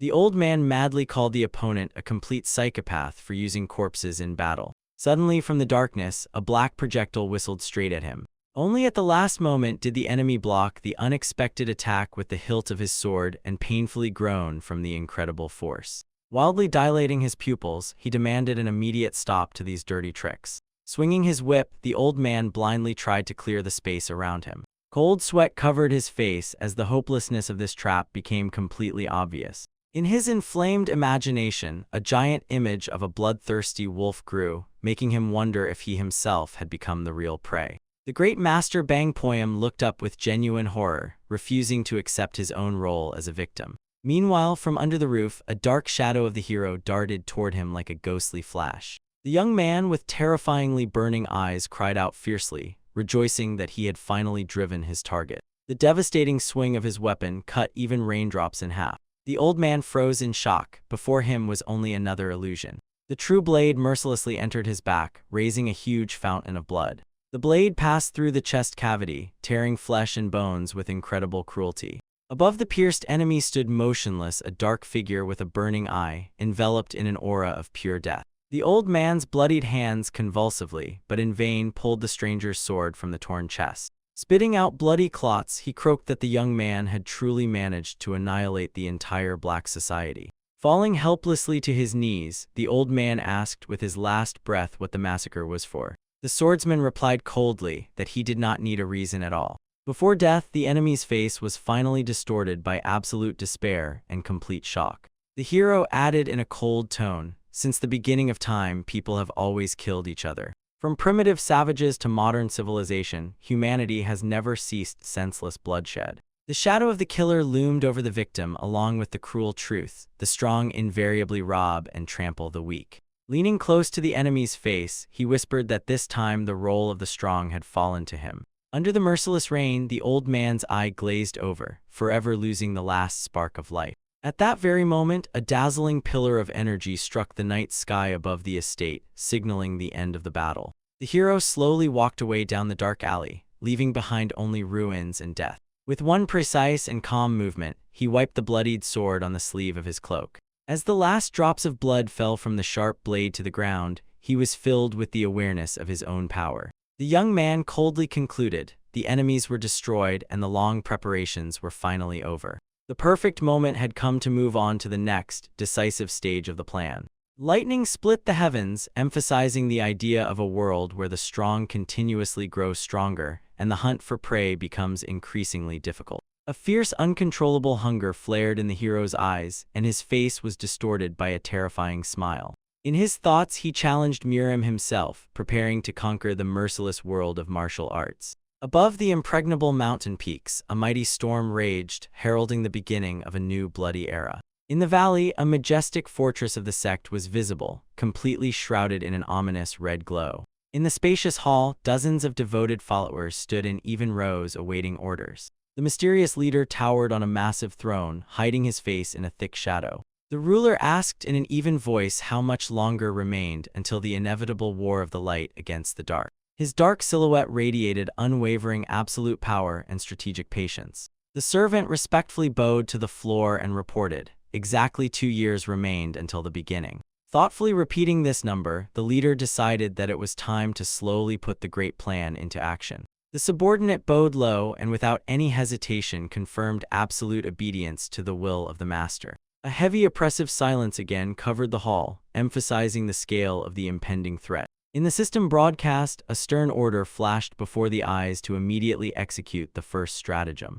The devoted servant once again unequivocally assured that he would carry out the order flawlessly and without delay. The green lightning tore through space with a powerful flash, shattered stones, and left a destructive trail. Sunlight generously flooded the bustling streets of the lively city. The dark-haired young man slowly led the horse through the dense crowd, not attracting attention. 3 men in the local tavern were eagerly sharing the latest news. One joyfully announced that the nameless swordsman had finally exterminated the local gang, causing a real sensation among the merchants. His interlocutor smiled broadly and suggested now calling the savior the righteous swordsman. The third man gloomily crossed his arms, casting doubt on the general celebration. The outraged companion slammed the table and reminded everyone of all the past atrocities of the bandits. His face twisted with anger. Even tearing these scoundrels apart alive would be too mild a punishment. The skeptic calmly endured the emotional outburst and acknowledged the validity of these words. He bitterly added that neither the corrupt officials nor the so-called righteous factions ever protected ordinary people. Sincere gratitude flashed in his eyes. Only the nameless swordsman dared to take their side. The man with the toothpick thoughtfully lowered his eyes, contemplating this cruel truth. A heavy sigh burst from his chest, filled with weariness from the unjust world. Everyone at the table agreed. Without the hero's intervention, they would have remained defenseless. The interlocutors silently finished their wine, pondering the consequences of the battle. Suddenly, one visitor jumped to his feet and wildly shouted praise to the savior who drove out the dark faction. The crowd unanimously echoed the joyful cry, glorifying the victory over the criminals. The tavern was engulfed in euphoria of triumph and long-awaited freedom. While the streets were drowning in joy, the young man silently led his horse away from the noise.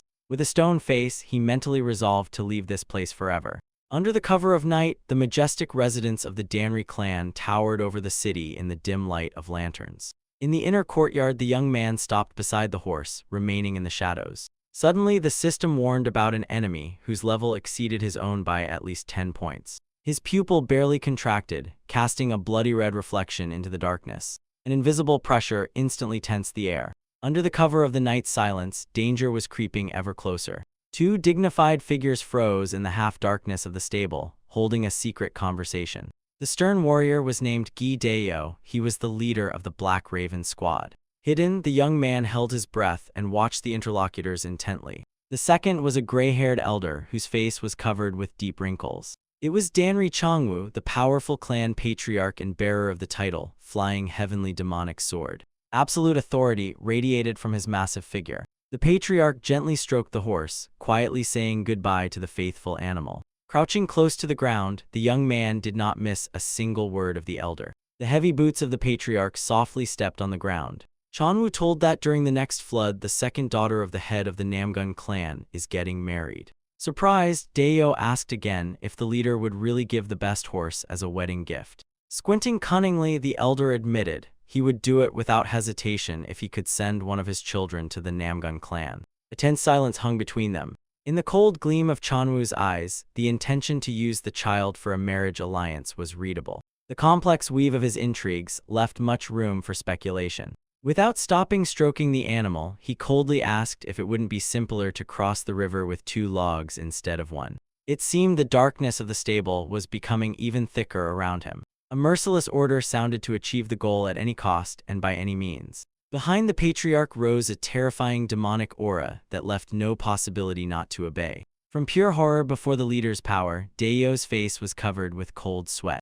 The elder ordered to set out at dawn, and the subordinate obediently bowed his head. Already preparing to leave, Changwu stopped to give one last instruction. He pointed at the young man and ordered to take him along to care for the animal.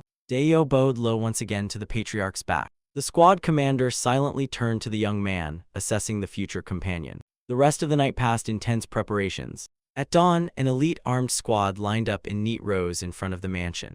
The young man indifferently leaned against the wall, holding the horse by the reins. One question pulsed incessantly in his mind: where to acquire true knowledge of martial arts. He remembered how he vainly tried to copy the movements of elite clan warriors and failed due to lack of basics. His own weakness only fueled his thirst for power even more. The young man coldly continued to assess his meager chances. Mentally bowing before the imaginary mentor, he realized that he needed direct training from a master. But without money and connections, becoming someone's apprentice was almost impossible. Moreover, the age of 18 was considered too late to start serious training. Suddenly, a cunning smile lit up his face. He realized the brilliance of the situation. His gaze stopped on the army preparing to set out for the great Namgun clan. The journey to one of the most powerful families provided the perfect opportunity to find stronger prey.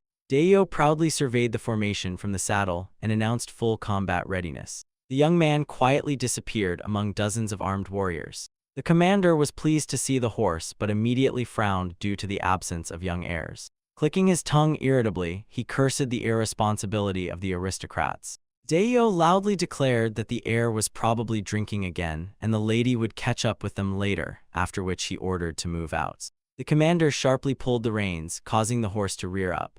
A massive column slowly rolled out onto the city streets. Ahead awaited an exhausting road. But the peaceful march was suddenly interrupted by a deafening explosion that blew apart the wall of the nearest building. Some tiredly grabbed their heads, already realizing the scale of the new disaster.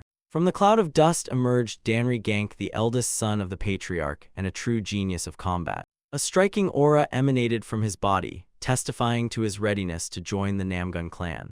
However, all his incredible talent was nullified by his vile character. A dissolute life, alcohol, and women invariably left behind a long trail of dirty scandals. The warriors whispered contemptuously, watching as this scoundrel once again beat someone almost to death.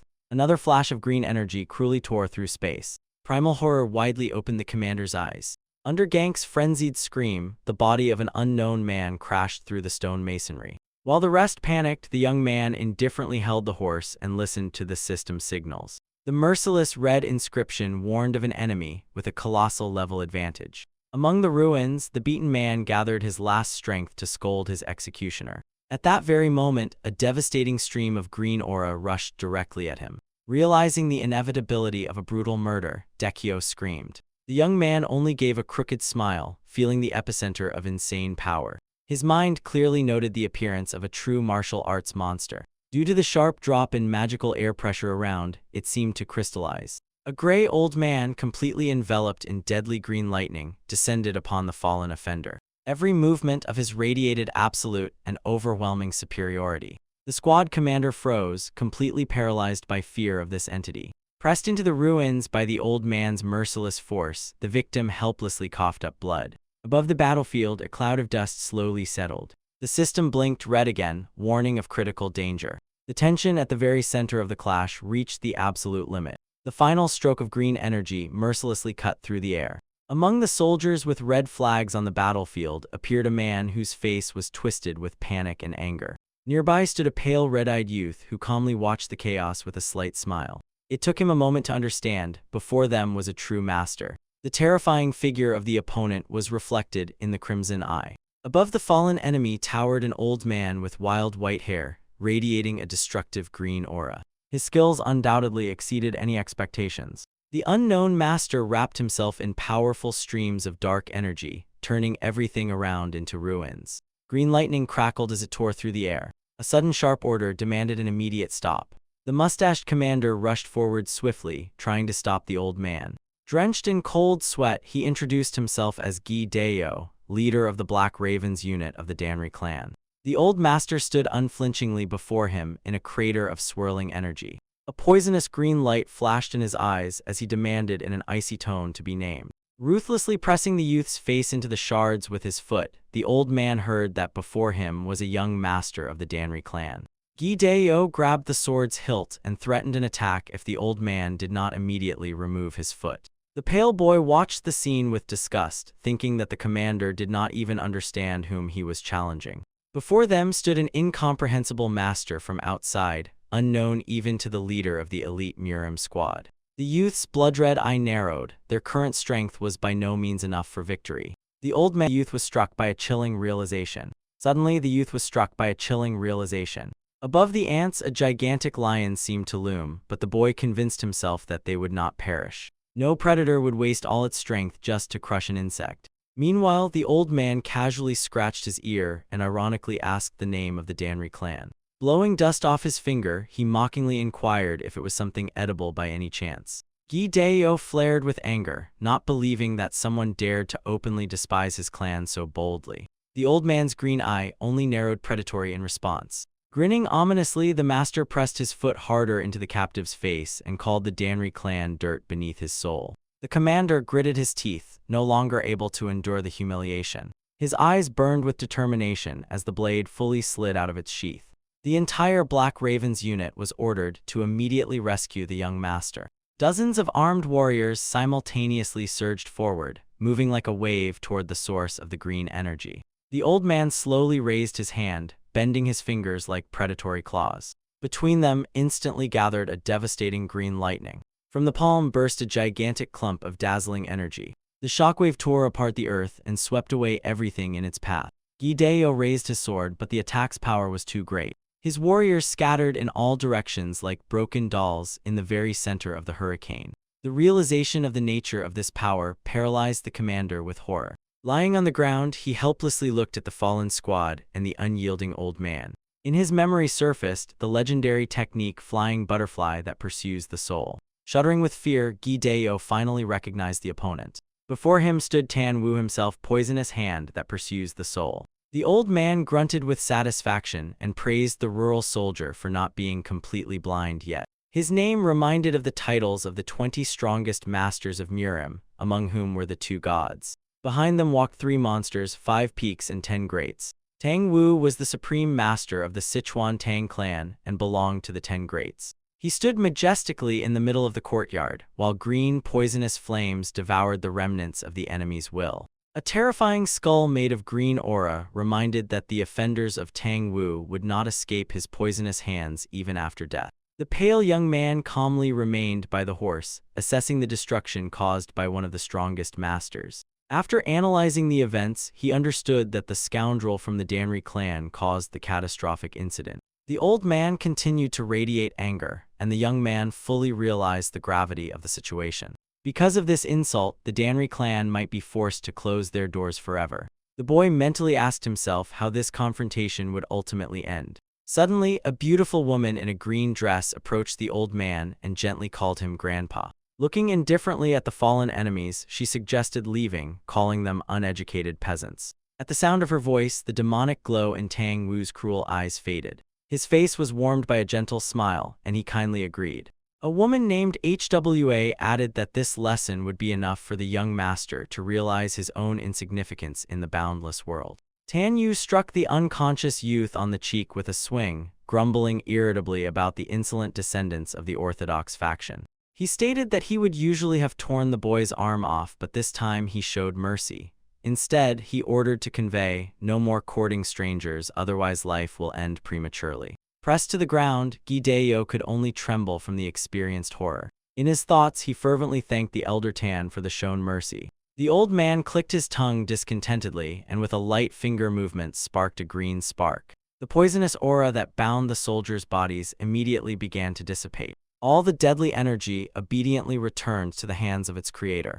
HWA was about to leave, but Tan Yu suddenly felt something and sharply clenched his fist. A terrifying green whirlwind flared up again in his eye. He slowly looked at the pale youth who stood impassively among the fallen warriors. The boy calmly endured this piercing gaze.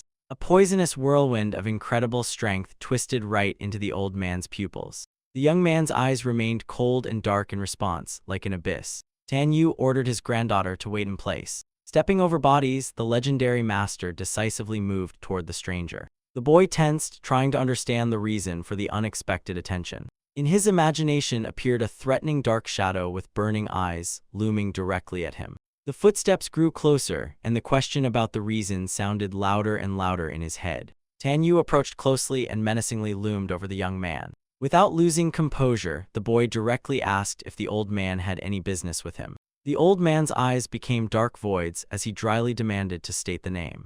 The young man froze, not uttering a single word in response. Suddenly, Tan Wu's eyes exploded with green fury, and he unconditionally demanded to be told the name. In the middle of the noisy camp, the young man and the gray-haired elder stood facing each other. The boy thought to himself what matter could have brought him to this formidable master. Tan Wu stared intently at him with a dark gaze and again demanding asked for the name.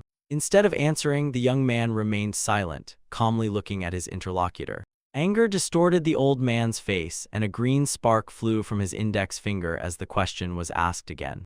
The boy's eye opened wide under the sudden incredible pressure emanating from the master. Tan Wu's pupils spun in a whirl of mystical green energy, preparing for harsh action. The old man snarled fiercely and grumbled curses at the audacious brat. The leader of the squad hastily intervened in the conflict. He crossed his arms and explained that the groom was actually mute. Tan Wu sharply turned to the commander and asked in surprise if the young man really could not speak. Lost in deep thought, he again focused on the boy and squinted his eyes into narrow slits. The young man calmly endured the master's gaze from beneath thick black hair. Suddenly, a gigantic dark aura appeared above him in the form of a ghostly wolf with burning green eyes. The boy guessed that the mighty warrior was currently subjecting him to a meticulous examination. Meeting the old man's gaze, he understood. He was being looked at not as a person but as an extraordinarily valuable object. An unexpected illumination flashed in the young man's eye. If such an outstanding master saw a treasure in him, entirely new paths were opening before the boy. In his mind, he recognized this situation as a perfect opportunity to change his own fate. His consciousness was filled with dark determination, embodied by terrifying eyes against a backdrop of a blood-red aura. This was a unique chance to finally get rid of the miserable semblance of a simple mute groom. The next moment, Tan Wu swiftly grasped his wrist and sent a powerful flow of energy through his body. The master's power sank into the flesh with green lightning, carefully examining the boy's internal structure. Feeling the boy's hidden potential, the old man burst into a maniacal laugh. When Tan Wu returned to the squad leader, the young man silently examined the hand around which a green aura still sparkled. The old man cunningly asked the commander if they were really going to the Namgun clan to arrange a marriage alliance. Hearing confirmation, the master inquired about the boy's role. It turned out that only he could handle the gifted Fergana horse. Tan Wu brazenly declared that he was taking the young man, but the leader panicked and objected, fearing to completely lose control over the animal. The elder paused for a second and touched his chin, calculating his own benefit. Finally, he cunningly squinted, satisfied with the newly invented plan. Tan Wu unequivocally stated that he would arrange everything himself with the leader of the Namgun clan. He offered a letter of recommendation and a generous payment for the groom, effectively leaving the squad no right to refuse. The commander faltered, and his face was covered with cold sweat from the realization of helplessness before the master. In the complete darkness, Tan Wu's green eye flashed threateningly, silently promising bloody consequences of disagreement. Broken by psychological pressure, the leader hastily agreed and excused himself by saying that the boy was going to be given away along with the horse anyway. Respectfully bowing his head, he pitifully asked the senior master to take the young man. Tan Wu triumphantly burst out laughing across the entire square and threw back his head, while the commander obediently averted his eyes. The old man sharply turned around and ordered the boy not to yawn, but to immediately follow him. The young man obediently led the horse after the master, leaving the confused squad leader far behind. The commander nervously grabbed his head, experiencing immense stress after the encounter with this monster. Composing himself, he loudly ordered to take the young lord to the healer and the Black Raven squad to prepare for the performance. With deep anxiety, the man watched as the mysterious trio disappeared forever behind the gates of the residence. Meanwhile, the young man silently walked beside the Fergana horse, coldly planning the next move. Tan Wu looked back again, and in his eyes burned a predatory, almost insane interest in the new find. Deep night fell and a bright full moon shone in the dark sky. The squad stopped near the magnificent inn, brightly lit by lanterns. The commander raised his hand and announced to the warriors that they would rest here tonight. Inside, life was bustling. Mercenaries actively drank and loudly talked about their affairs at massive wooden tables. But near the outer horse stalls reigned complete silence and solitude. The boy sat on the stable floor in a lotus position, and the faithful horse calmly rested in the stall. A red eye flashed in the semi-darkness. The ability analysis showed that after the last battle, mastery of the inventory had significantly improved. According to precise calculations, he could now summon items within a radius of about 1 meter. Placing his palm on his chest, the young man seriously wondered if rigorous training would increase this distance. An ambitious thought completely took over his consciousness, causing his pupils to narrow with concentration. His imagination painted a picture of how he instantly retrieves swords and corpses from the storage and mercilessly hurls them at new opponents. However, soberly assessing the summoning speed, the boy realized a true master would easily react to such an attack. To test the theory, he stretched out his hand and slowly let a handful of dry sand slip through his fingers. His gaze was fixed firmly on the tiny grains of sand, gathering all available mental power. In his mind, he gave a short and clear command to activate the inventory. The sand silently poured out right onto his crossed legs. Suddenly, the space flickered, and matter began to dissolve in vertical streams of bright blue light. The young man tightly clenched his fist, filled with mystical energy, feeling absolute power over the conquered space. Above the palm, a soft blue glow pulsed, confirming the successful absorption of sand. In the night darkness, a red eye lit up with the devilish excitement of a new discovery. He noted with satisfaction that the use of the gift had become almost flawless and was already reaching automatism. But another, much riskier thought about the limits of spatial ability flashed in his mind. The boy realized the existence of a much deeper way to apply the inventory. Nervously swallowing saliva, he prepared for a dangerous experiment on his own body.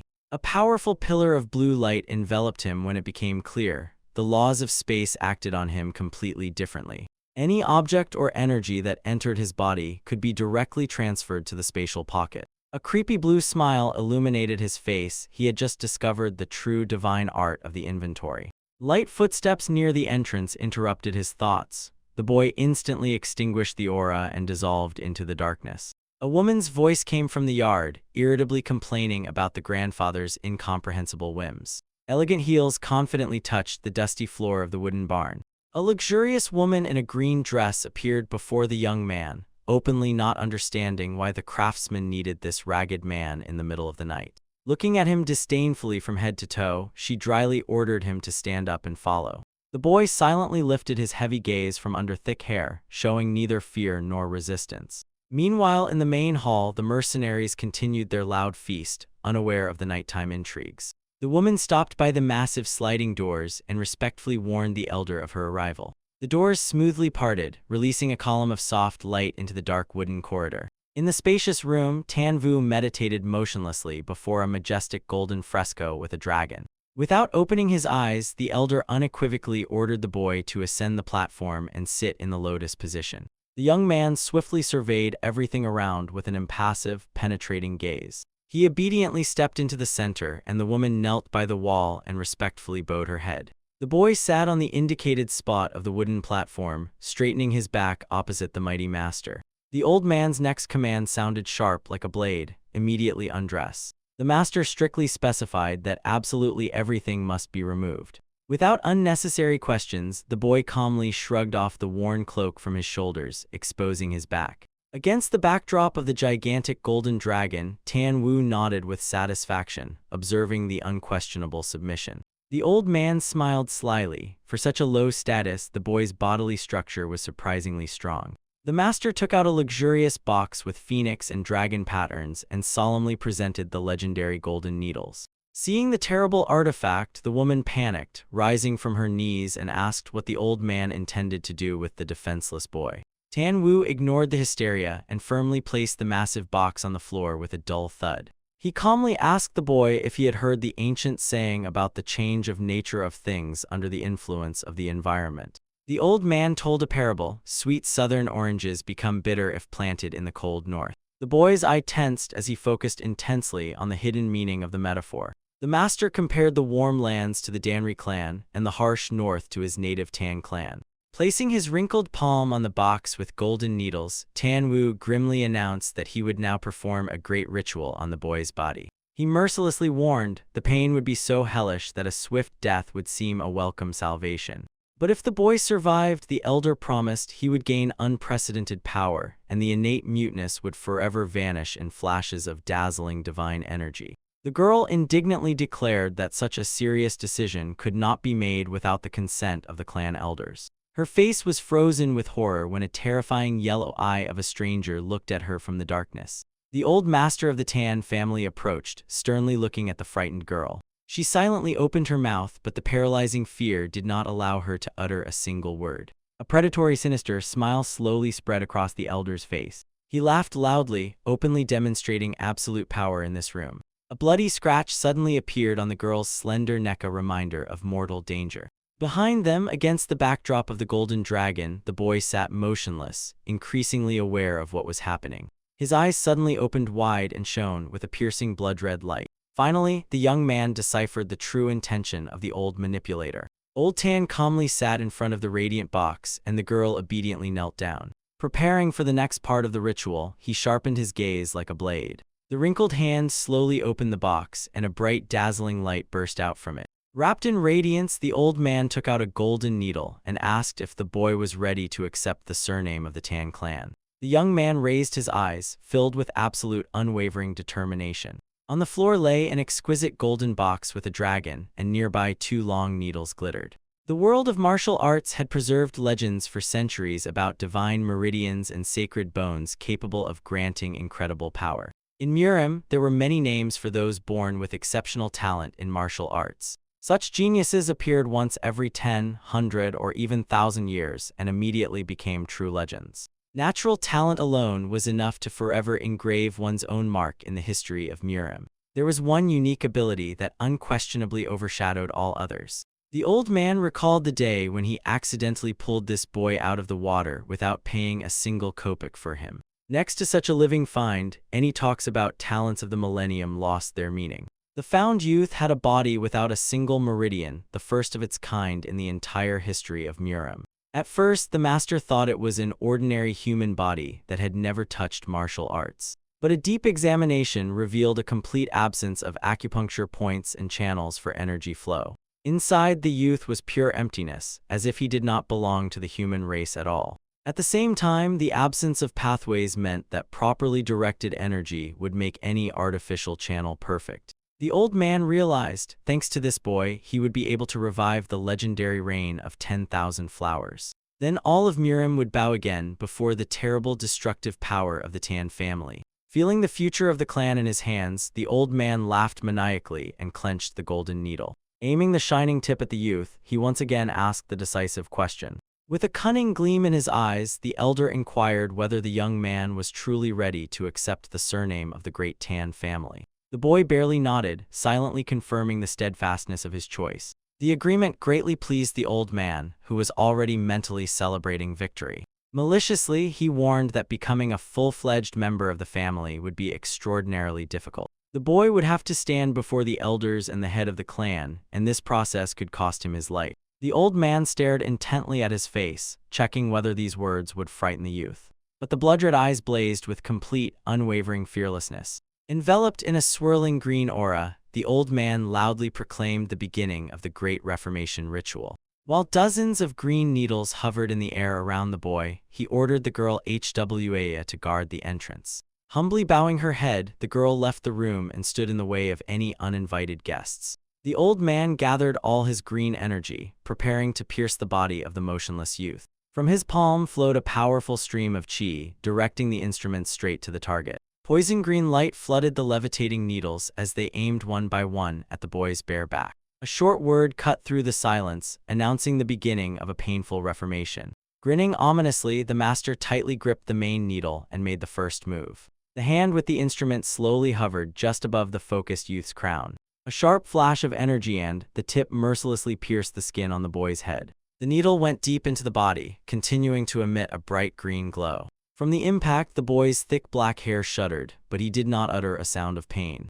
In his mind, the boy laughed. Through a hidden audio transmission, the enemies mistakenly believed him deaf. Even under the pressure of the old man's aura, the youth sat unflinchingly in the very center of the tense room. In fact, little escaped him, as he had perfectly mastered the rare skill of lip reading. As soon as the memory returned him to the difficult past, the boy's eyes sharply narrowed. The habit developed during prey tracking had now become a flawless means of survival in this deadly game. All the old man's reasoning about the unique body, without meridians, remained only a convenient illusion. In the darkness of his consciousness, a sinister smile flashed, revealing the true predatory nature. A system window with a list of skills unfolded before his eyes, completely refuting the old master's absurd theories. Neither the secret system nor the status window could be seen by this world, only he had access to them. It was the system that gave his body this strange form, which the entire Murim mistakenly took for a legendary gift. Unaware of the system's existence, the old Tanwu himself invented a brilliant legend about the body without meridians. The young man instantly realized how to turn this fatal mistake to his advantage. Now he was only required to flawlessly play the assigned role of the obedient apprentice instrument. Meanwhile, the old man was exhausted from tension and drenched in sweat, inserting one needle after another into the body. Shining green needles covered the boy's back like a hedgehog's quills, forming a previously unseen combat body. Wiping sweat from his forehead, the master was surprised to confirm the temporarily created acupuncture points worked perfectly. With branching lightning bolts, the chi energy rushed along the young man's back several times faster than in ordinary masters. Before such an incredible talent, the old man's eye opened wide with sincere reverence. But behind the first flash of admiration, a dark and paranoid thought lurked. His hand again shone with a green aura and sharply darted to another, smaller box. As soon as the lid was lifted, a dark poisonous haze crept out, hiding the vile and dangerous contents. Inside swarmed dozens of disgusting insects, among which one huge centipede stood out especially. Understanding the colossal value of his creation, the old man decided to secure himself even more carefully. Picking up the centipede with a needle, he prepared for the most insidious stage of the ritual. In his thoughts, he cried out that he would never allow this priceless treasure to fall into another's hands. With a mad gleam in his eyes, the old man brought the poisonous insect right to the ear of the motionless youth. Before him was a goo, a parasitic insect meant to become a deadly insurance against any betrayal. The centipede slowly crawled into the boy's ear, and the old man's face twisted with a maniacal lust for power. In his mind, he swore to tear the youth to pieces with his own hands if he ever lost control over him. Dark energy intertwined with a green aura in a chaotic whirlwind, heralding the completion of the sinister ritual. The old master's hands did not stop, securely fixing the last needles into the body. Precisely and mercilessly, he pierced the youth's flesh again and again with cold green light.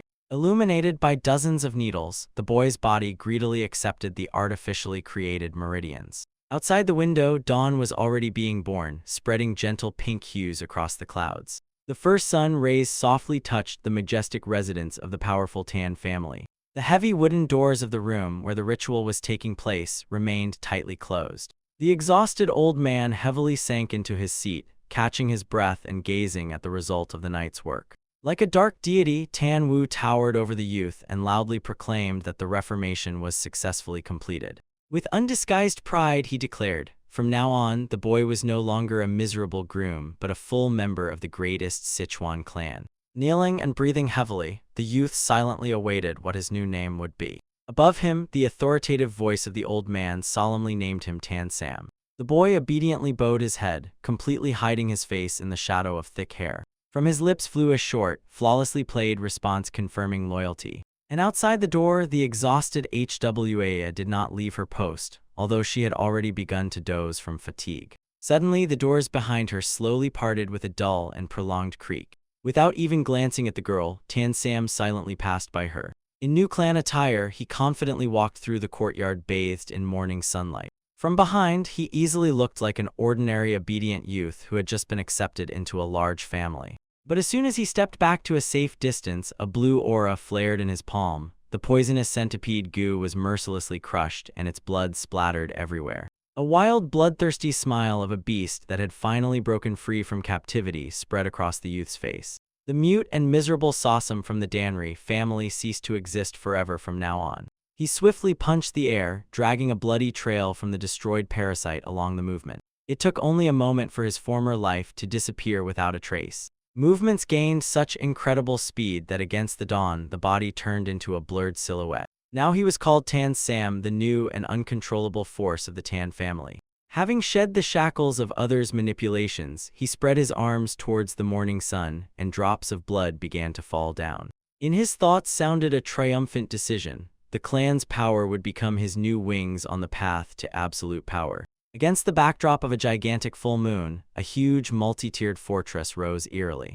The spacious balcony of the mansion stood frozen in silence, barely stirred by a light night breeze. The night calm was repeatedly disturbed by muffled sounds from behind the closed bedroom doors. In the room's half-darkness, a man with long silver hair loomed over the unbuttoned woman. Heavy sighs mixed with broken moans, filling the entire room. A sharp surge of emotions made the woman's hand convulsively crumple the silk sheet. Gasping from ecstasy, the pink-haired girl threw her head back. Extreme physical tension appeared as drops of sweat near her squinting eyes. And suddenly from the ceiling, without a single sound, a killer in a mask burst forth with a dagger at the ready and shining eyes. The woman was the first to see the danger, and her face instantly twisted with genuine horror. Hearing her scream, the silver-haired man reacted lightning fast and threw a predatory glance over his shoulder.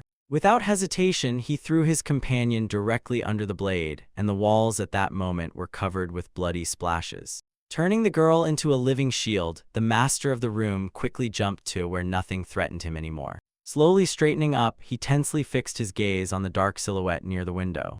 The shadow concealed his face, and he stubbornly refused to believe mentally that this enemy had really appeared. The man's gaze irritably slid over the luxurious robe, hopelessly stained with someone else's blood. He hissed indignantly that this silk brought from the west had cost a fortune. Rage clenched his fists, and he aggressively headed straight toward the armed mercenary. Grinning fiercely, the man demanded in an icy voice to know who had attacked him. But in response, the killer's eyes under the mask only flashed with an even brighter cold light. Without wasting words, the attacker lunged forward, leaving behind a thick trail of dark energy. A wild collision exploded with a dazzling flash that flooded the entire room. The silver-haired man reached out to the wall, and a bright violet magic pulsed there. The katana blade, drawn by an invisible force, instantly flew off the stand. Right in the air, the man skillfully caught the weapon's hilt with a deft movement. The violet and black destructive auras collided head-on in a magnificent confrontation. While the weapons were locked in a clinch, the owner smiled madly, and the killer maintained a grim focus. In his thoughts, the attacker cursed. He had not expected such terrible physical strength from his target. The anticipation of a bloody reprisal ignited a demonic gleam in the maniac's eyes. Surrounded by swirling energy, he contemptuously told the mercenary that he was too weak. A single devastating sword stroke was enough to throw the enemy to the opposite end of the hall. Following his body, a giant arc of concentrated violet light surged. In the middle of the shattered room, the killer flawlessly grouped and firmly landed on his feet. The master did not give him even a second, bombarding the space with a barrage of chaotic magical strokes. The attacker resorted to shadow teleportation, dissolved into a black whirlwind, and slipped away from the fatal blows. The silver-haired man sharply narrowed his eyes. He immediately recognized this unique style of movements. Instead of the target, his energy waves only tore the wooden floor in vain. Dark matter rapidly condensed, gradually taking the shape of the opponent. From absolute darkness, a mercenary's materialized blade emerged with an ominous crack. The enemy exploded with black lightning and unleashed a powerful counterattack. Through the stream of destructive force, a single shining eye cut through again. As if enchanted, the master watched how the black aura completely dominated the space before him. Anger gave way to amazement. He realized that before him was truly the legendary sword-killing technique. In the inner vision stood a burly old warrior, familiar to him from the past. The memory brought back the harsh words of the old man, who had precisely counted 9 years and 190 days since their separation. Returning to the present, the man broke the room's silence with a hysterical mad laughter. Relaxed, leaning back in the chair, he noted the impeccable memory of the old acquaintance of Crazy Cloud. With a sly smile, the host inquired about the reason for such an unexpected personal visit. Without any emotion, the mercenary reported, "The time has come to implement the first strategy." The host's eyes opened wide and flashed brightly in the semi-darkness. His hand with painted nails nervously gripped the edge of the table, barely trembling with excitement. Whispering that the long-awaited beginning had come, he grinned maniacally and asked about the status of Fleeting Shadow. The killer calmly reported, the wedding of their ally from the Namgun clan was scheduled for the 15th. The news of the marriage stunned the silver-haired man so much that he froze in place. A sudden realization of the grand plan caused his pupil to sharply narrow. Struck by the suspicion about the true role of their agent, he leaned forward predatorily. Savoring the coming chaos, the man clenched his jaws from tension to pain. Having subdued his emotions, he already clarified in a businesslike tone how large-scale the upcoming cleanup would be. Beneath the mask, the face of the old warrior remained impenetrable, like stone. The silver-haired man impatiently tapped his fingers in a rhythm on the surface of the table. A merciless verdict sounded from the mercenary, to destroy absolutely everyone except for 2 targets. Hearing the order, he froze with a finger with a red nail just above the tabletop. In a moment, the finger pressed forcefully into the wood, finally sealing the bloody deal. A heavy silence enveloped the blood-soaked room, marking the beginning of a merciless slaughter. The bloodied leader barely stood on his feet but cold-bloodedly warned, "The poisonous hand will soon arrive in Anhui, and their forces for resistance are catastrophically insufficient." Behind the stern muscular warrior loomed terrifying silhouettes as he declared unequivocally, "Then 5 shadows will enter the fight." While the leader tensely processed what he heard, thick drops of blood slowly fell from his lowered fingers.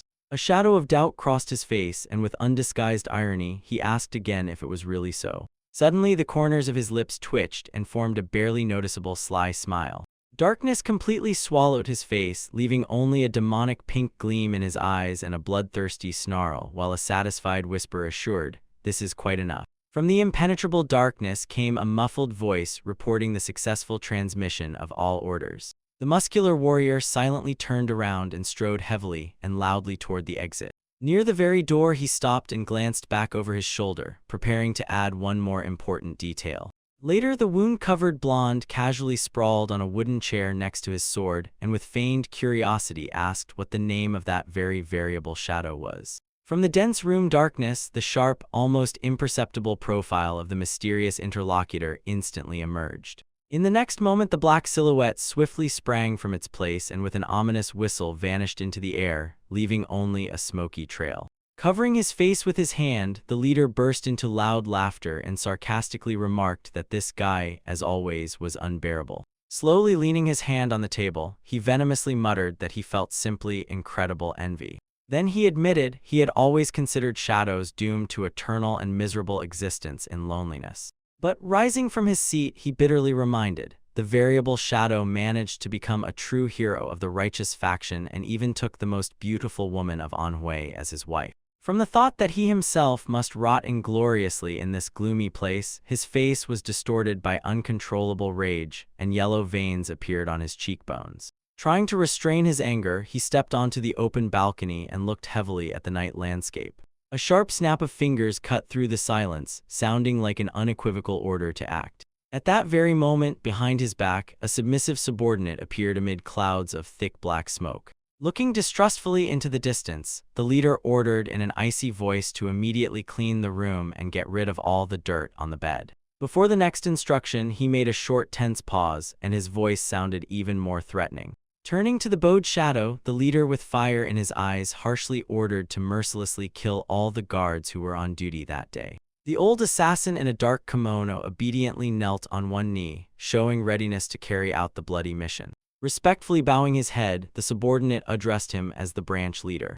Alone again, the blond man returned to the railings and stared into the endless sea of lights of the night city. His lonely silhouette majestically rose above the vast settlement, which shone with thousands of lanterns deep in the valley. Ahead stood a monumental multi-tiered Pagadath main base of the divine cult of the heavenly demon in Anhui. The absolute master of this base was none other than him, the branch leader, known by the name Naked Silver Demon Pagahayal. His gaze revealed nothing, neither compassion nor doubt's only unshakable calm. The same eerie smile, filled with the anticipation of blood, appeared again on the demon's lips. In his thoughts he declared, the real ruthless game begins right now. Meanwhile, far from the city, a narrow mountain path gently descended to brightly lit Anhui. Countless feet in dark boots silently and synchronously echoed steps on the stone road. Under the cold light of the full moon, a huge army with red flags relentlessly advanced on the city. At the front of the column, the riders sharply pulled the reins and stopped their horses before the grand panorama. The gray-haired commander noted with surprise that they had arrived much earlier than expected, and the young man beside him reverently recognized the lands of the mighty Namgun clan. Before them, in all its grandeur, stretched the magnificent Anhui, above which thousands of golden sky lanterns rose. Anhui stood silently, awaiting what could no longer be avoided. The next morning, the streets of the settlement buzzed with life. Townspeople celebrated, prepared for the event, and admired the performances of the artists. But the festive idyll was shattered by a rough shout from the guard, who pointed his spear at a group of miserable beggars near the luxurious estate.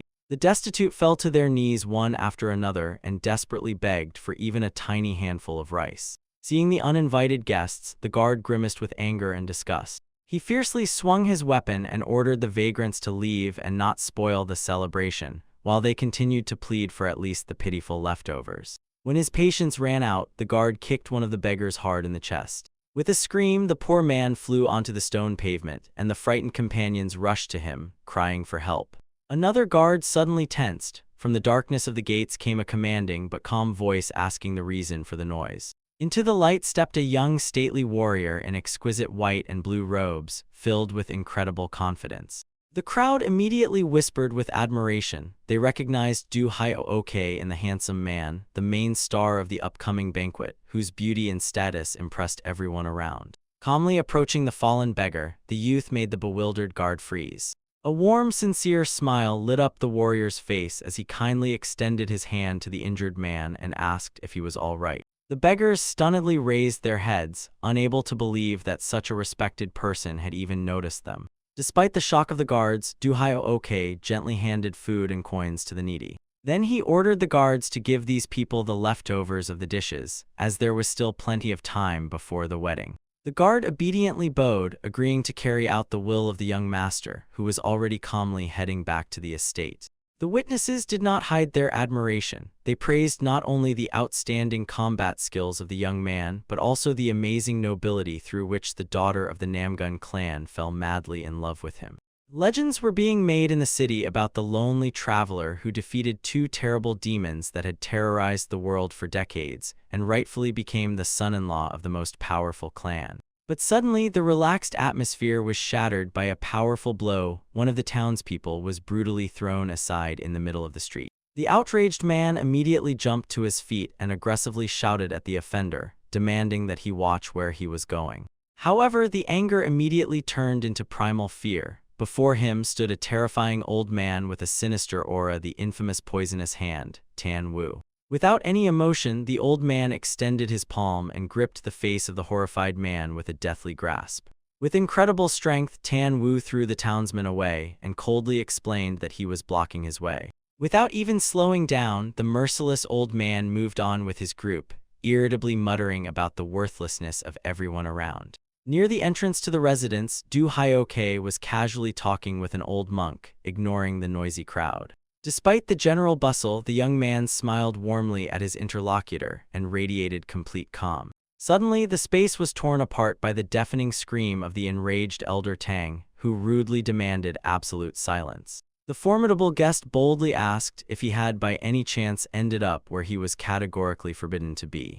His eyes filled with fury as he ordered all the dissatisfied to express their complaints directly to his face. Du Hyo-ok immediately intervened and respectfully asked Master Tang to restrain his anger. Bowing his head politely, the boy officially introduced himself to the irritated guest. The elder carefully examined him and finally realized it was for this young man that he had traveled such a long way. Assessing his opponent, the guest coldly acknowledged his abilities but added that all the young man's talents ended there. Tang openly expressed disappointment with the meeting, and the puzzled Du Hyo-ok could only blink. Wasting no time on explanations, the old man sharply asked about the head of the Bayok clan and heard from the young man that he was inside. Understanding the guest's intention, Du Hyo-ok hurried forward to escort him to the hall. While the young man hurried to the entrance, a terrifying dark figure silently appeared behind him. The pale face of the boy and unnaturally large empty eyes radiated deadly cold. A system warning suddenly flashed before the eyes. An enemy with a colossal level advantage is approaching.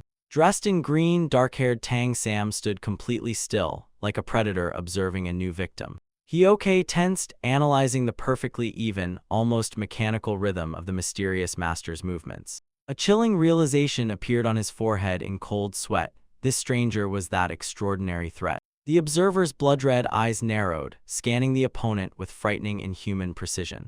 Analyzing the body's biomechanics, the system noted the natural asymmetry inherent in every ordinary person. But the figure under analysis did not correspond to any physiological norm of mortals.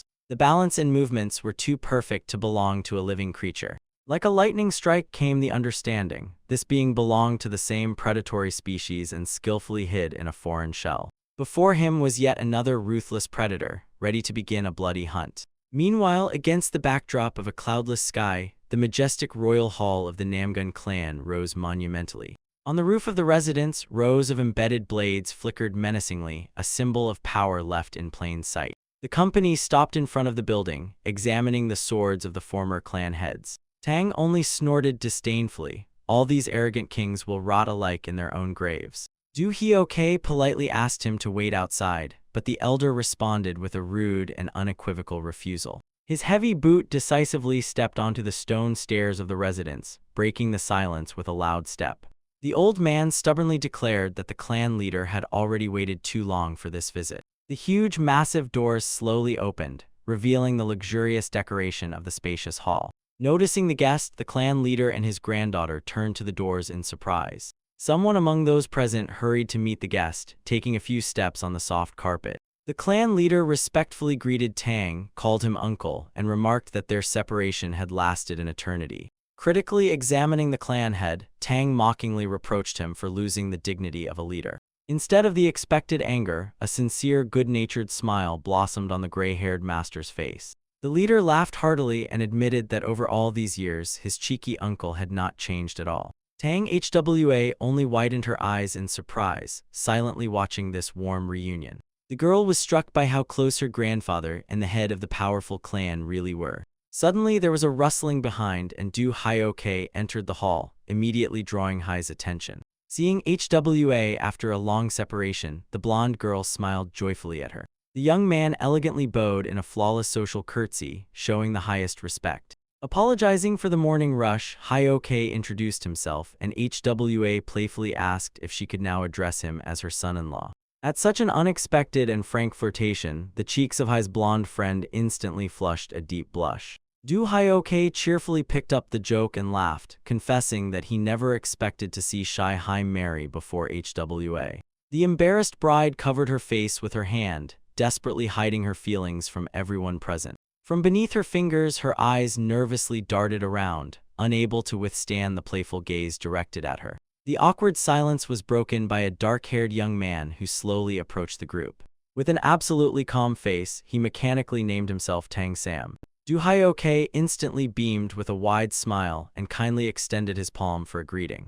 Tang Sam looked down at the outstretched hand in surprise, as if trying to understand the incomprehensible gesture. His crimson eye flashed predatory, analyzing the whole situation in a moment. Eventually, the stranger shook the hand in response and put on a fake, yet quite convincing smile. Suddenly, Du Hyoke joyfully clapped his hands, as if he had just been struck by a brilliant idea. He enthusiastically said that in the evening he planned to walk to Lake Soho together with Hai. Casually, the young man invited Tang Sam and Hwa to also join their nighttime outing. For a moment, a cunning, sinister smile slid across Du Hyoke's face, clearly revealing hidden intentions. That same night, under the cold glow of the full moon, Lake Soho was covered with thousands of flickering lanterns. The company stood along the wooden pier, mesmerized by the golden shimmer of the water.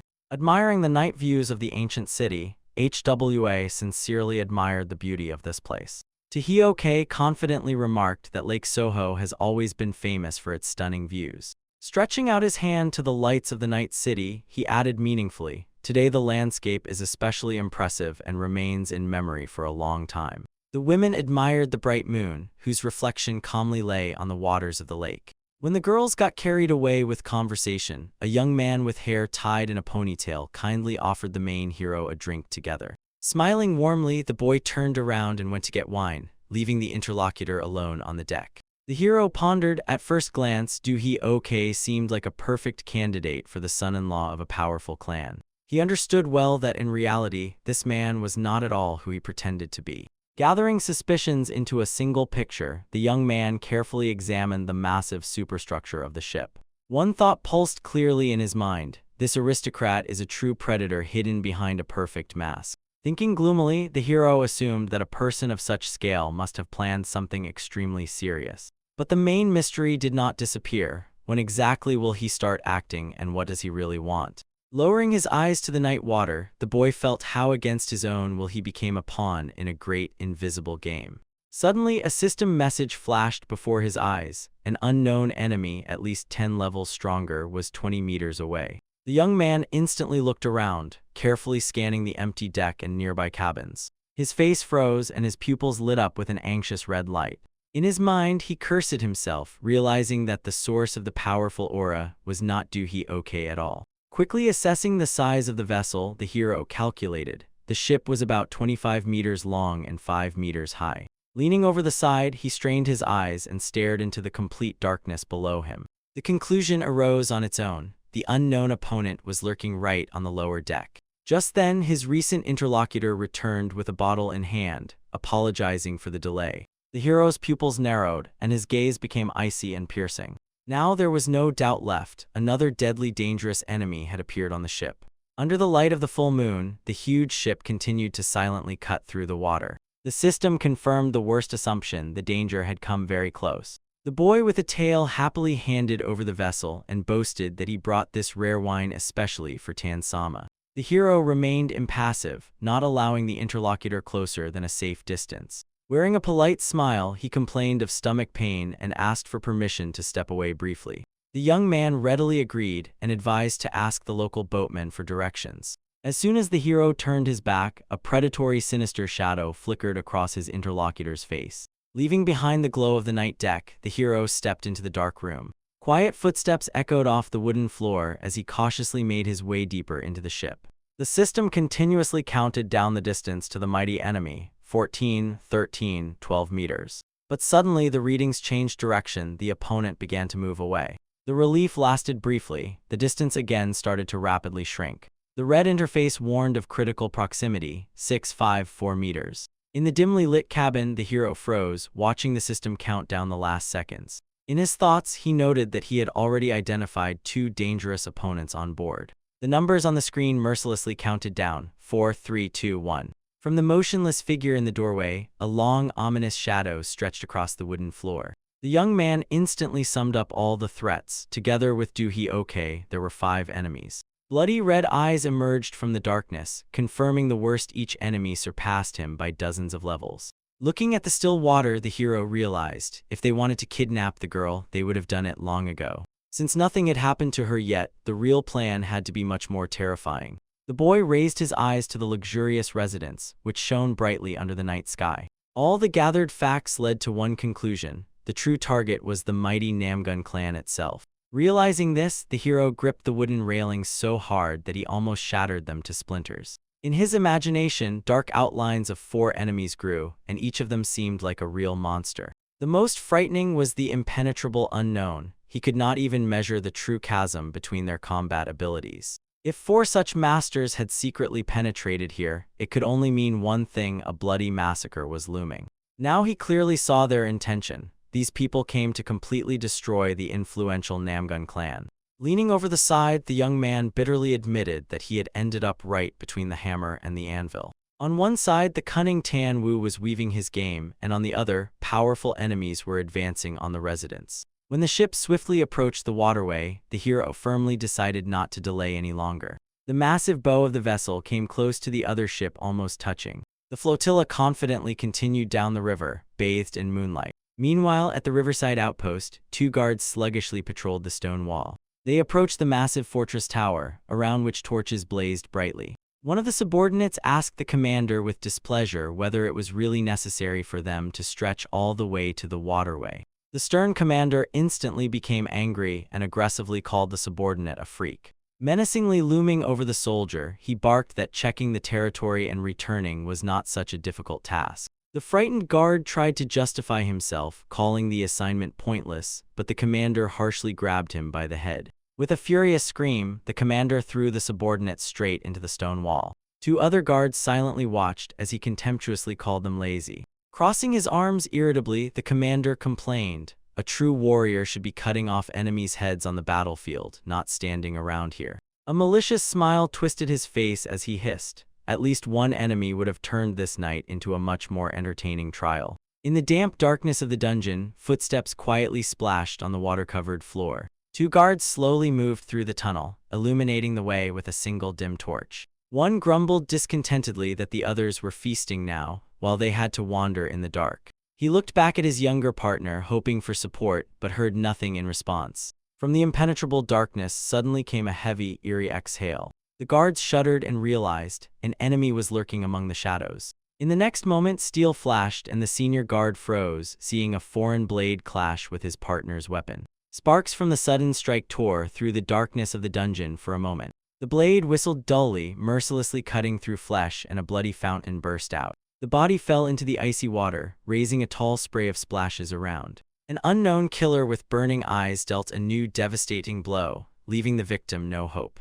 The weapon slipped from the dead fingers of the slain and disappeared underwater with a splash. The gloom was again torn by the eerie crunch of bones and the sounds of flesh tearing. At the last moment of life, the face of the surviving guard was twisted by inhuman horror. Meanwhile, in a remote corner of the dungeon, the squad commander frowned displeased. The patrol had not returned for too long. Irritatedly scratching the back of his head, he assumed that the subordinates had again decided to shirk work. The man decisively grabbed the wooden handle of the torch, already preparing to give them a harsh scolding. He angrily promised himself to teach the idlers a lesson and headed deeper into the flooded corridors. With each new step, the thick darkness of the dungeon became increasingly oppressive. Suddenly, the flame snatched from the darkness a severed hand, eerily swaying on the surface of the water. The commander involuntarily recoiled and cursed in shock at what he saw. Panic instantly flooded his consciousness, and he rushed forward headlong, shouting the names of his soldiers. Waving a torch, the man raced through dark corridors straight towards the unknown.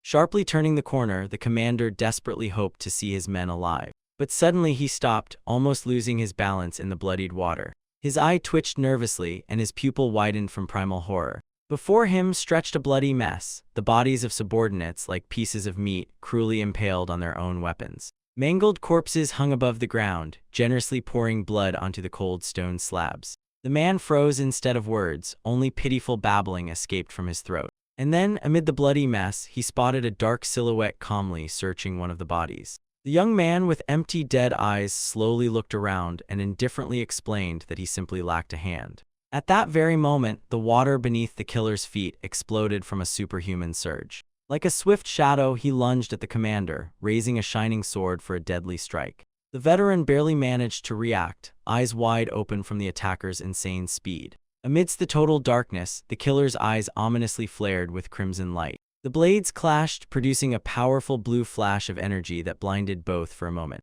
Clenching his teeth, the commander tried to withstand the relentless pressure of the enemy's sword. In his mind, he admitted, this freak was much stronger than he had expected. His own aura flared blue as he directed all his strength into a solid defense. The attacker sharply increased the distance, gliding backward over the water's surface with a graceful leap.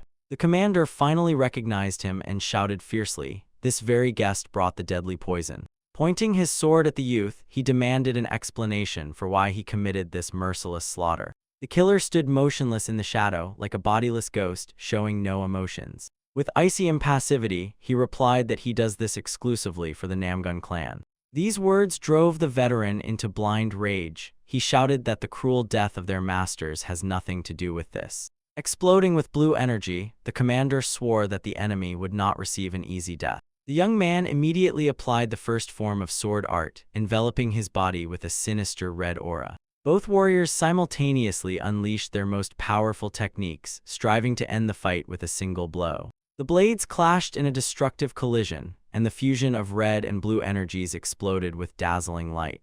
The blast wave stirred the water and spun a real whirlpool in the narrow tunnel. Mighty streams struck the ancient stone walls with full force. Breaking through the turbulent water, the commander madly rushed into a counterattack. He unleashed a hail of energy blades and screamed hysterically that he would tear the boy to pieces. The young man calmly watched the barrage of strikes, cold-bloodedly calculating the trajectory of each. Dozens of deadly slashes pierced the space, mercilessly cutting through air and water.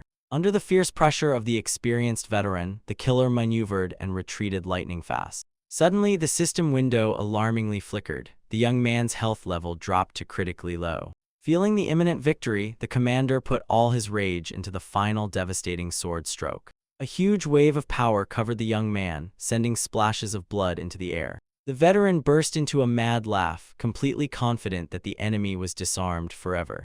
But the maniacal laughter suddenly stopped, and his face froze in absolute shock. Right before his eyes, a blood-red trace of an elusive attack flashed by. Moving faster than thought itself, the killer effortlessly slipped through the veteran's impenetrable defense. The young man sank into the water far behind the opponent, raising a cloud of splashes around. The commander did not move, stunned by the realization of his own death and unable to understand how the unarmed enemy managed to deliver a fatal blow. With horror, the enemy realized he had escaped death by a miracle, one more moment and an unknown magic would have split his face in half. From the underground darkness, the silhouette of the young man instantly burst out, carrying a weapon in his hands as he relentlessly raced over the water surface. With superhuman strength pushing off the water, he raised a spray of splashes and swiftly dashed forward. The opponent barely managed to block the powerful horizontal sword strike that came from the left, fiercely gritting his teeth.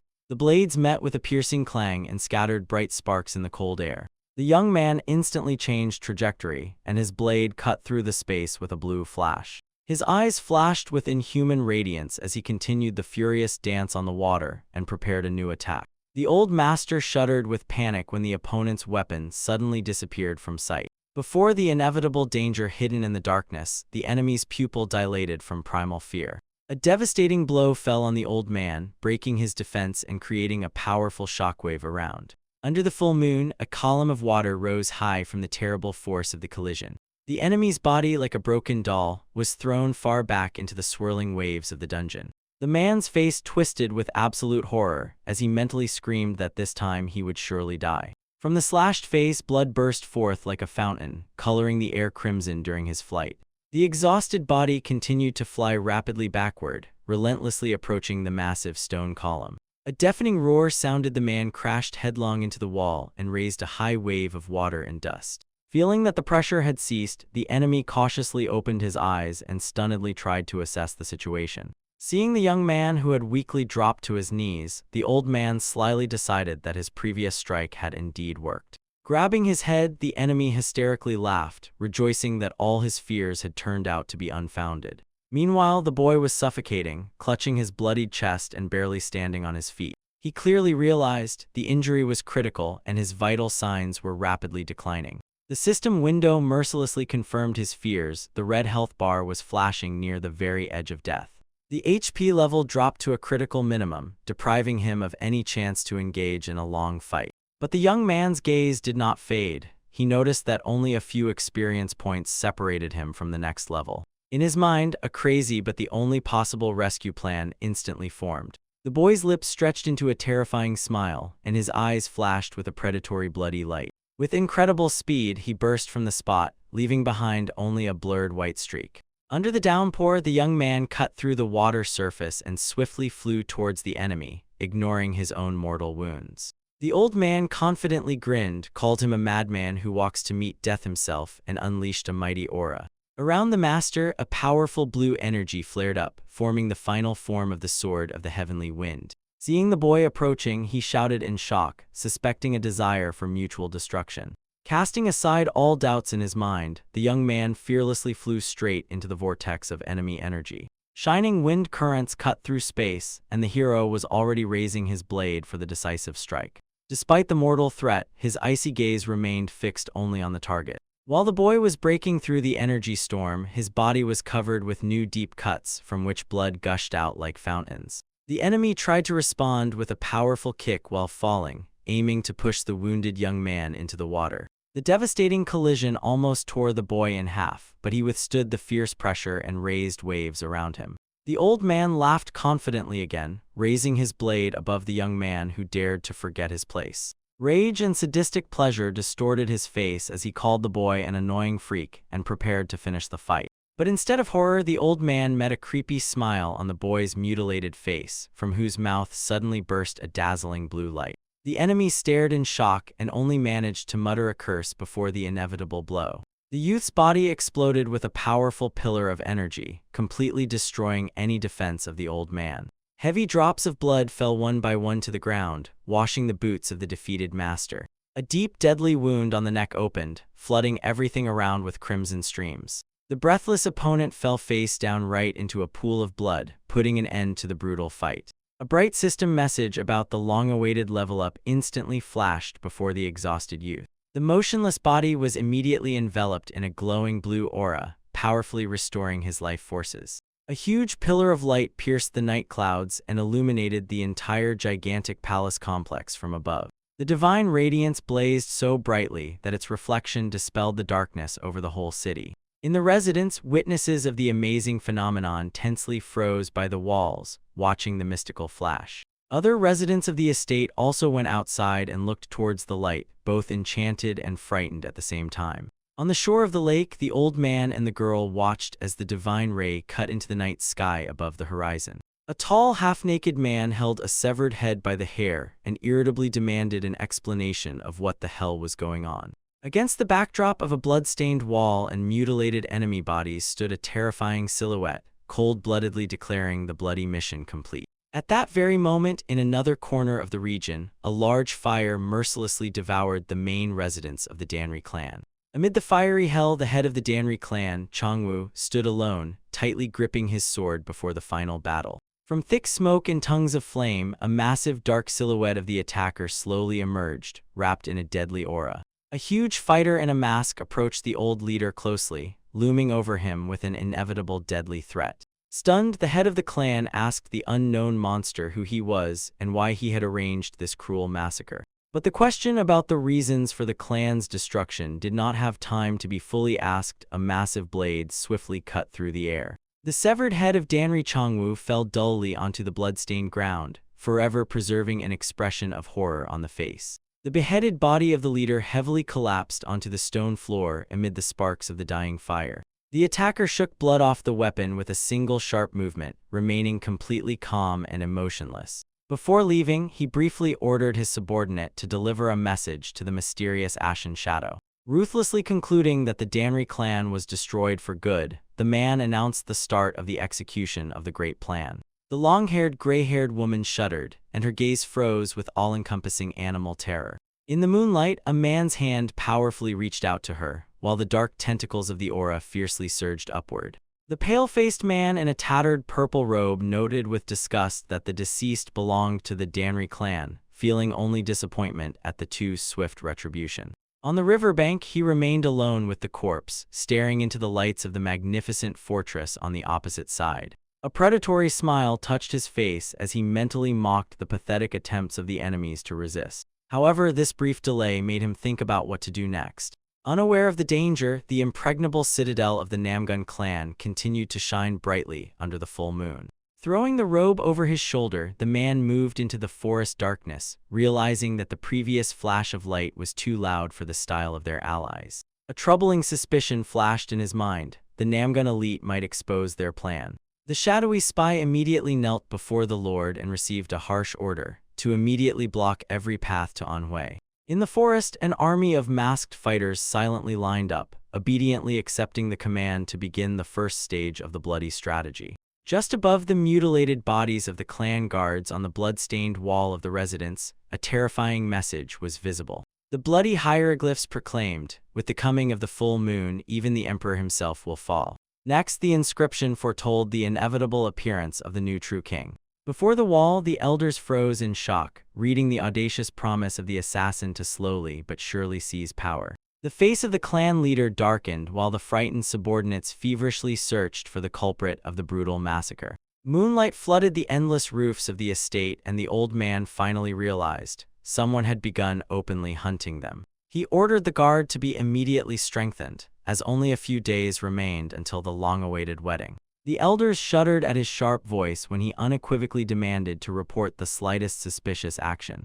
Hiding among the shadows, one of the elders grimly interpreted the message. Emperor meant the Namgun clan itself, and full moon, the night of the upcoming wedding. One terrible question remained hanging in the air: who dared to call himself the new king? The head of the clan was walking heavily down the dark corridor, feeling how an invisible noose tightened increasingly around the neck of his family. A desperate attempt to understand who the secret enemy was mercilessly tore apart his consciousness. In his dimmed eyes settled a deep primal terror before the unknown threat looming over the house. No one could comprehend what devilry had begun to happen in the most powerful martial arts clan. The next morning, the peaceful scene of the main tower was shattered by the loud rumble of a sudden strike. A fierce dispute erupted in the council hall, and one of the elders directly called the night massacre a vile provocation.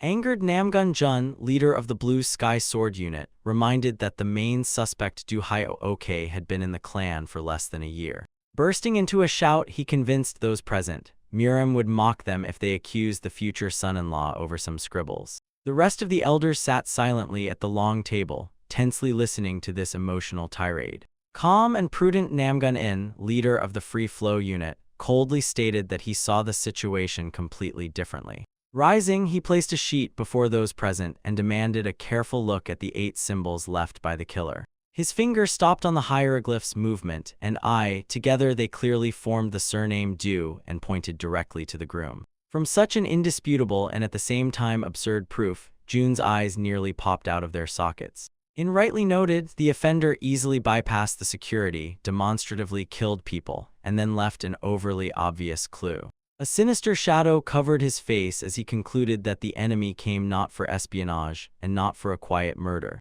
The memory of the dazzling beam of light from the previous night only strengthened the theory. Before retreating, someone deliberately sent a bold signal. Jun slammed the table again, categorically rejecting the arrest of Hyo-ok, which would destroy the clan's long-standing prestige. In despair, he asked how they would look the girl in the eyes if all the accusations turned out to be just a dirty game. The commanding voice of the clan leader interrupted the dispute, and the hall instantly fell silent. Stroking his beard, the elder acknowledged the validity of both positions. The evidence seemed suspiciously flawless, but they could not ignore it. He reminded the heated warriors that 2 elite units had already been dispatched for reconnaissance to dispel doubts. The stern gaze of one of the elders revealed his own inner anxiety about this mission. Those present confirmed the scouts of Heavenly Thunder had already set out for Hefei. The logic was simple: if a major attack was being prepared for the full moon, enemy troops should have already begun to move. The oppressive silence of the spacious waiting hall was suddenly broken by noise from outside. The corridor echoed with the sound of someone's quick, panicked footsteps on the wooden floor.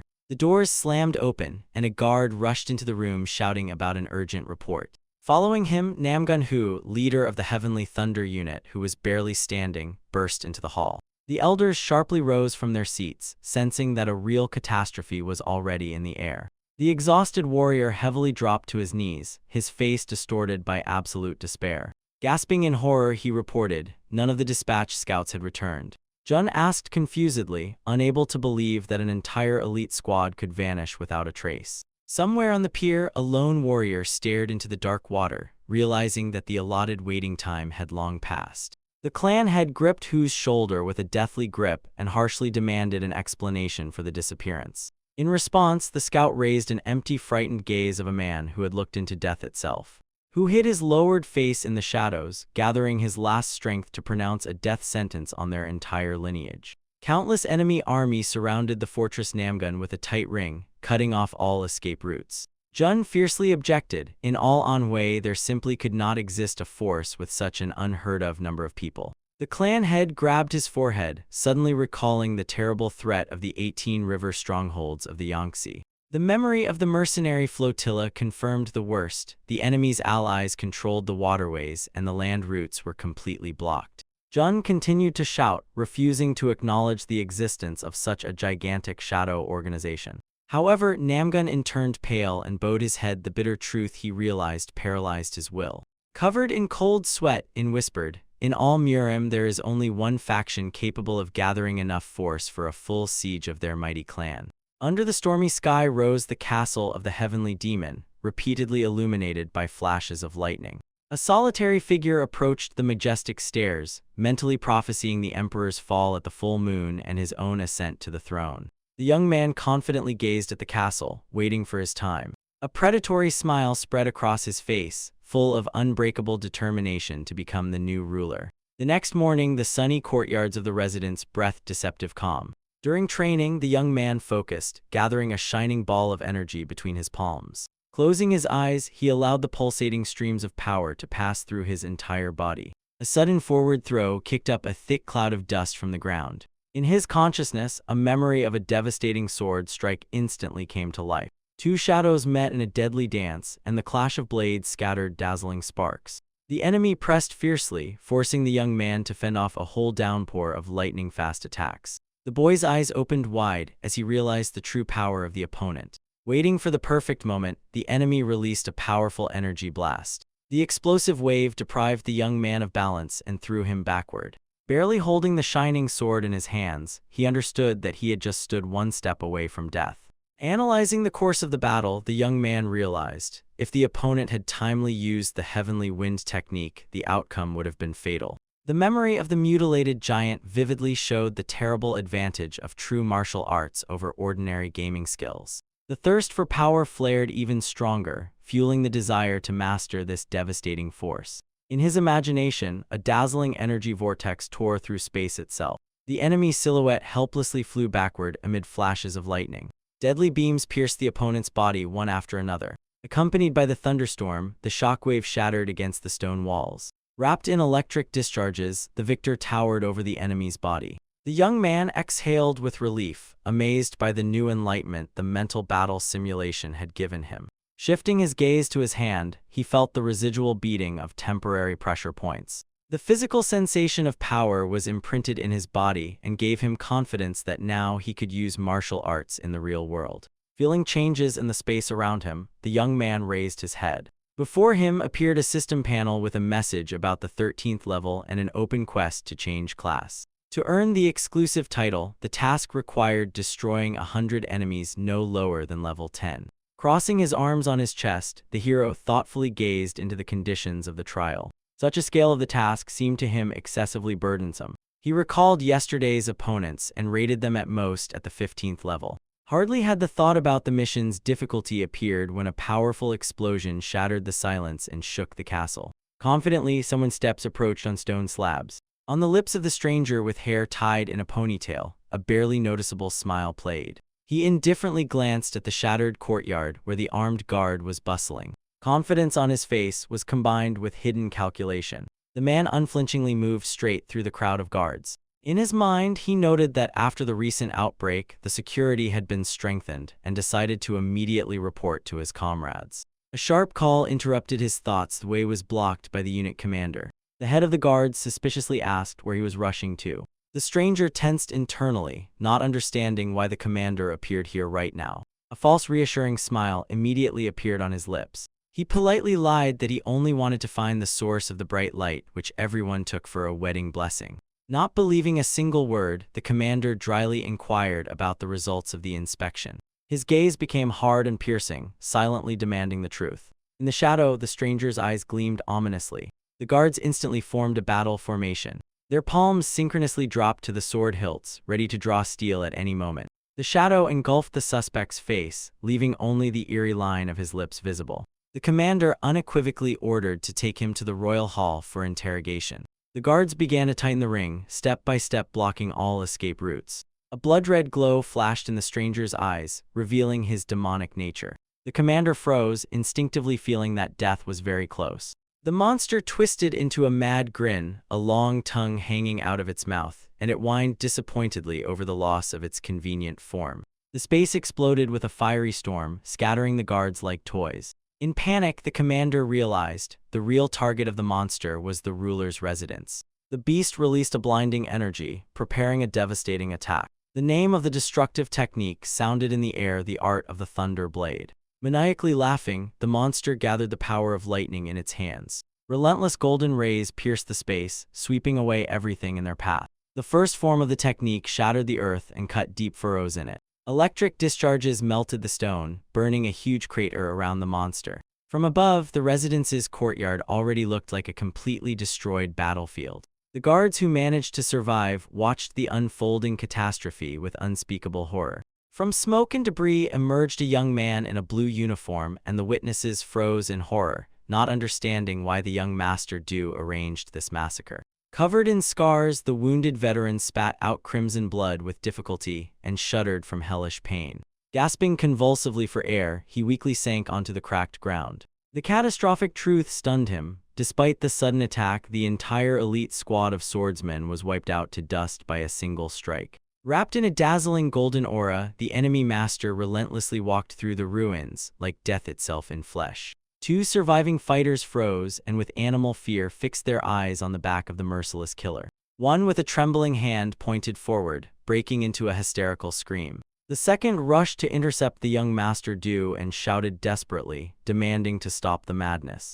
Extending his hand, he begged to stop the slaughter, but his words forever broke off mid-sentence. The attacker swiftly swung his blade and cut both men in half under a thick fountain of blood. The severed head with eyes wide in horror rolled right to the feet of the paralyzed crowd. Clutching the wound on his chest, the wounded veteran croaked a demand to say who really hides beneath the guise of Do Hyuk. Instead of an answer, the space was instantly engulfed by a dazzling white flash. The enemy's face twisted into a demonic smile, and clutching the sparkling blade, he mockingly scoffed at the naive question. A colossal pillar of golden lightning descended from the sky, tearing the courtyard to pieces. The veteran found himself in the very heart of the explosion, and his eyes widened with absolute primal terror before death. In the last moment of his life, he only managed to curse the merciless bastard. Suddenly, the air was cut by a dark green aura. An elderly master with shining eyes burst into the fight and authoritatively pointed at the audacious one. With bare hands, the old man stopped the deadly lightning strike, demonstrating terrible power. His face contorted with rage as he sternly asked what exactly the attacker thought he was doing. The golden and green energies clashed in a destructive duel, grinding the stone slabs into sand. The blast waved through the veteran back, but he recognized with relief the legendary Tan Yu and his savior. Nearby, a crimson-eyed youth coldly watched the battle, whose intervention by the elder did not surprise him at all. The confrontation of the two elements ended with a colossal explosion that scattered debris for tens of meters. Tan Yu did not move from his place like an unshakable rock, shielding the wounded ally with his own back. Sitting by the breached wall, the veteran bowed his head and with his last strength thanked the master of the poisonous hand.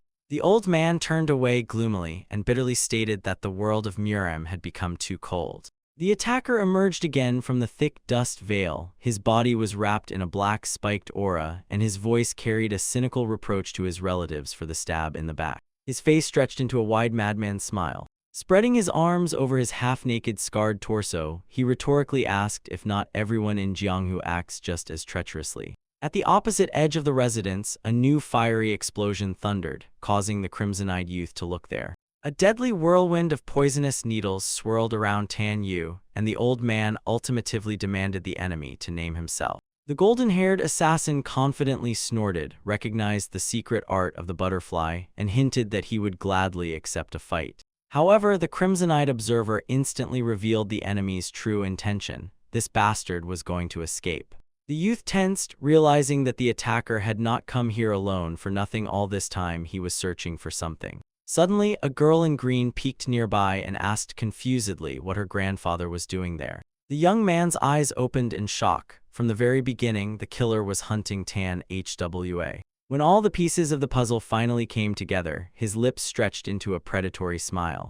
The enemy soared high, trailing a streak of black and gold lightning, and triumphantly shouted that he had found his prey. Tan Wu, in a furious rage, unleashed a hail of needles and shouted at the opponent, but he only grinned maniacally, diving straight at the girl. A green energy vortex rushed after him, desperately trying to intercept the destructive attack. Tan Hwa froze when a dazzling golden flash covered her shelter. A pure paralyzing horror of inevitable death froze on the girl's face. Under the incredible pressure of the lightning attack, the wall shattered into pieces. The yard turned into complete ruins, shrouded in thick, impenetrable smoke. Tan Wu's eye twitched nervously, and his heart was gripped by unbearable fear for his granddaughter. The desperate old man sharply looked back, desperately calling Tan Sam, and saw him with the unconscious girl in his arms. The crimson-eyed Tan Sam calmly held the rescued Tan Hwa, while the relieved grandfather was already asking about her condition.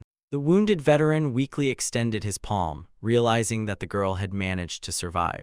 Tan Yu carefully took his granddaughter in his arms, not averting his heavy gaze from the mysterious savior. A mocking laugh sounded from above, and the old man fiercely raised his eyes to the roof, where the enemy lurked. The attacker's face was swallowed by shadows, but his eyes burned with complete demonic madness. Wrapped in a terrifying aura, he towered against the sky, and even Tan Sam had to acknowledge his colossal power.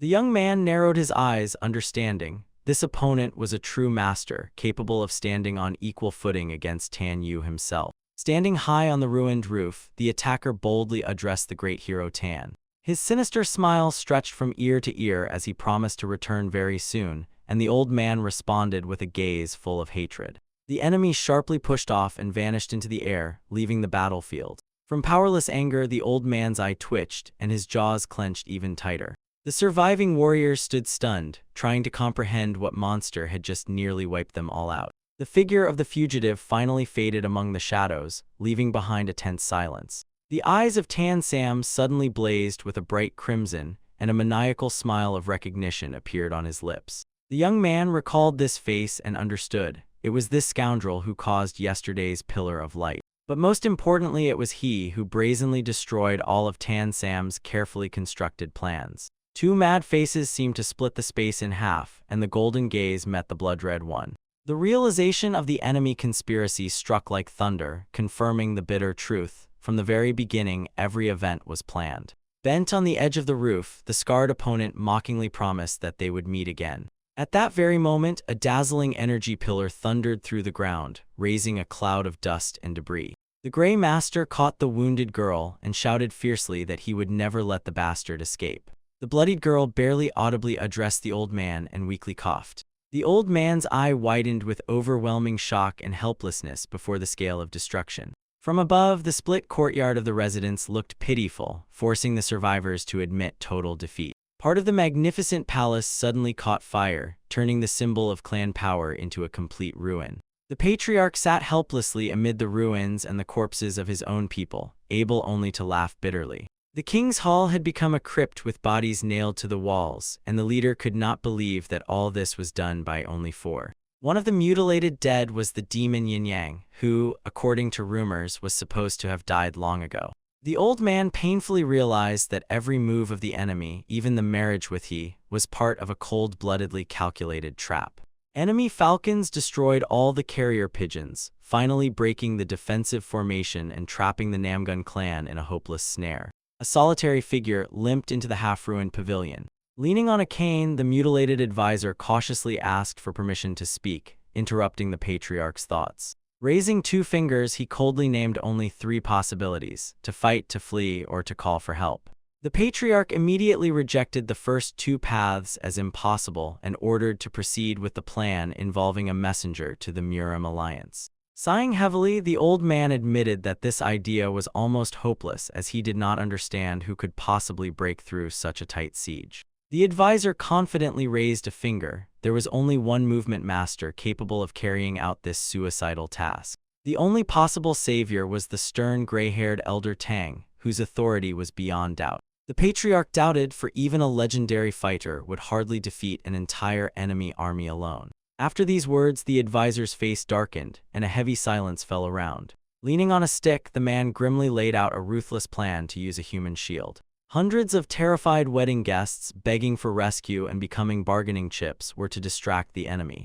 Meanwhile, the full moon and the night calm over the lake sharply contradicted the bloody intrigues inside the residence. In a secret room, the main participants of the events gathered, and the patriarch tensed upon seeing an unfamiliar black-haired youth. Elder Tan sharply ended the doubts, personally vouching for the boy, to whom he himself gave the surname of his clan. The patriarch humbly lowered his eyes, acknowledging the undeniable authority of his interlocutor. In a gesture of complete despair and submission, he bowed low, touching his forehead to the floor. Raising his eyes, the clan leader begged the elder to deliver the guests to Lake Soho and return with reinforcements. Tan clicked his tongue irritably, fully aware that the insanely strong enemy would simply slaughter most of the fugitives. The patriarch again pressed himself to the floor. He agreed with the bitter truth but had no other choice.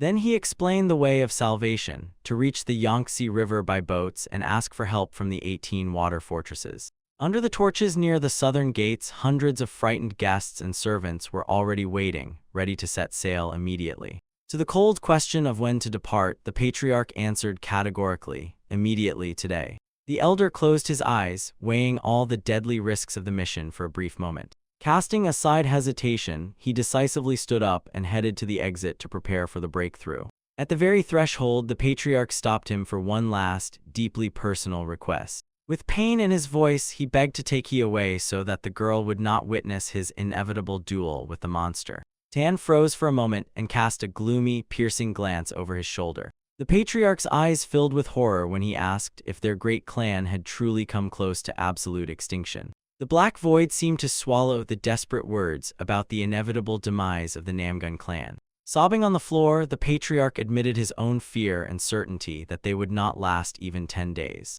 The elder was overcome with devastating rage, and for showing weakness, he angrily called the leader a mad freak. His eye flared with a demonic green light, reinforcing the Poison Lord's vow never to allow the clan's downfall. He grimly ordered to hold on to life at any cost and promised to return with an army, while he called her grandfather through tears. The black-haired youth silently watched the dramatic farewell, cold-bloodedly memorizing every detail. Later, under the moon, he stood alone on the rocky shore and mentally rejoiced that he had managed to save Tan Hwa. The youth analyzed what he had heard. Although he learned about the clan's plans firsthand, there were still too many weak points in the strategy. His detached gaze slid over the illuminated residence, which was soon destined to become a true bloodbath. Meanwhile, Tan Hwa panicked and grabbed her head, trying to comprehend her grandfather's suicidal plan. Suddenly something caught her attention, and the girl's eyes widened in surprise. Her cheeks instantly flushed with a deep blush, and a quiet, embarrassed exclamation escaped her lips. Under the full moon, the wind played with her hair as she stood silently and awkwardly next to her savior. Hwa nervously turned away and crossed her arms over her chest, while the boy maintained his stone-like composure. From the internal tension, the girl broke out in sweat and mentally complained that it was absolutely impossible to read her companion's feelings. For a moment, a hidden intention and cold calculation flashed in the deep dark eyes of the young man. Summoning her courage, she lowered her gaze and quietly thanked the mysterious boy for saving her life. The young man coldly ordered her not to build illusions, stating that he had only taken the single opportunity to end the conversation, and flared with a sinister aura. Far away on the shore, a white-haired man stood alone, silently watching the city burning in the middle of the water. He slowly looked around and noticed in the forest shadows a threatening muscular figure holding a severed head in his hand. The white-haired man's eye immediately narrowed. In the night guest, he recognized the ruthless killer nicknamed Shadow, the Shifter. The scarred giant emerged from the darkness with a sinister smile and offered to be addressed by his real name, Duhyoke. Amid the night darkness, Ashen Shadow coldly asked his scarred interlocutor if this time he would hear at least some excuse. He harshly reminded him 4 of their comrades had died in vain, and the partner's appearance here itself meant a complete failure of the first strategy. However, the grotesque man confidently denied this, saying that the main goal was to turn him into a hero of the righteous faction. His eyes flashed predatory yellow as he ominously added, "Even now the chance to gain this status is not lost." Suddenly, he took the form of a half-naked woman and with a playful smile asked if Ashen Shadow liked this appearance. The creature's thought went further. With this flawless form, the need for the real Namgun High completely disappeared. Ashen Shadow stared in shock, immediately recognizing the flawless beauty of Lady Namgun High. Realizing the scale of the plan, he burst into maniacal laughter, called his partner crazy, and admitted that this plan now changes absolutely everything. But his sinister delight quickly changed to a lustful smile.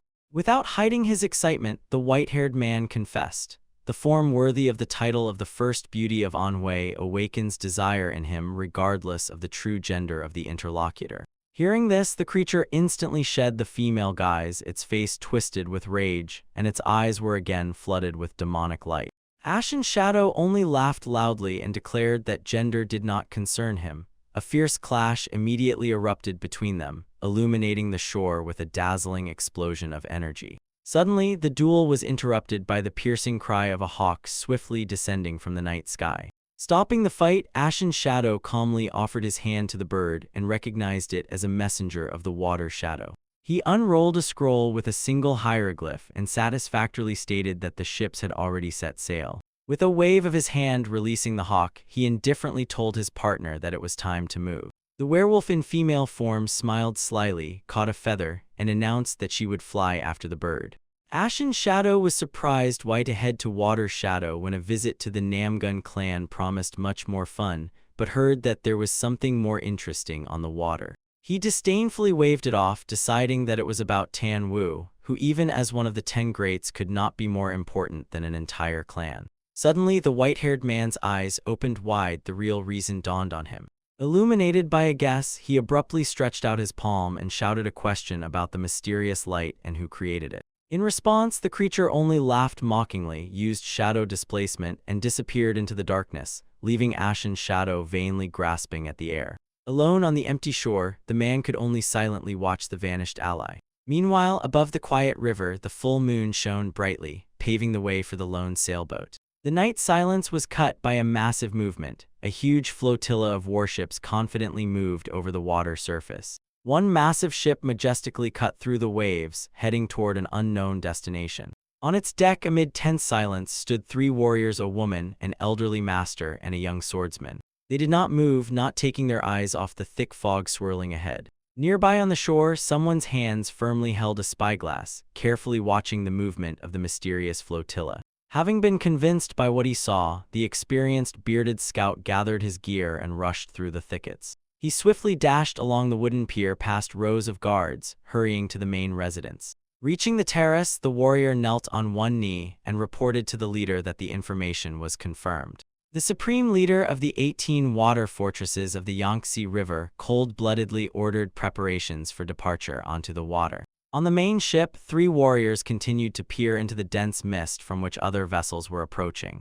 The young swordsman felt uneasy and mentally began to consider the worst scenarios of the upcoming battle. From tension, his eye narrowed as he soberly assessed the chances even of such an outstanding master as Tang Wu. The gray-haired master stood motionless by the side, unaware that the youth saw in him and the woman only a burden. The boy's imagination flared with images of deadly danger where the fate of 3 was decided: Tang Hua, Namgun Hai, and Tang Sama. His thoughts knew no pity. If at a critical moment someone had to be abandoned, the choice would be obvious. He harbored no illusions and clearly understood that he would be the one sacrificed. Clenching his face with his palm, the youth desperately tried to calm his fear and find a way out. The inner voice suggested only one thing: to prepare in advance for the worst. The ship armada relentlessly cut through the dark waves, entering an increasingly dense fog.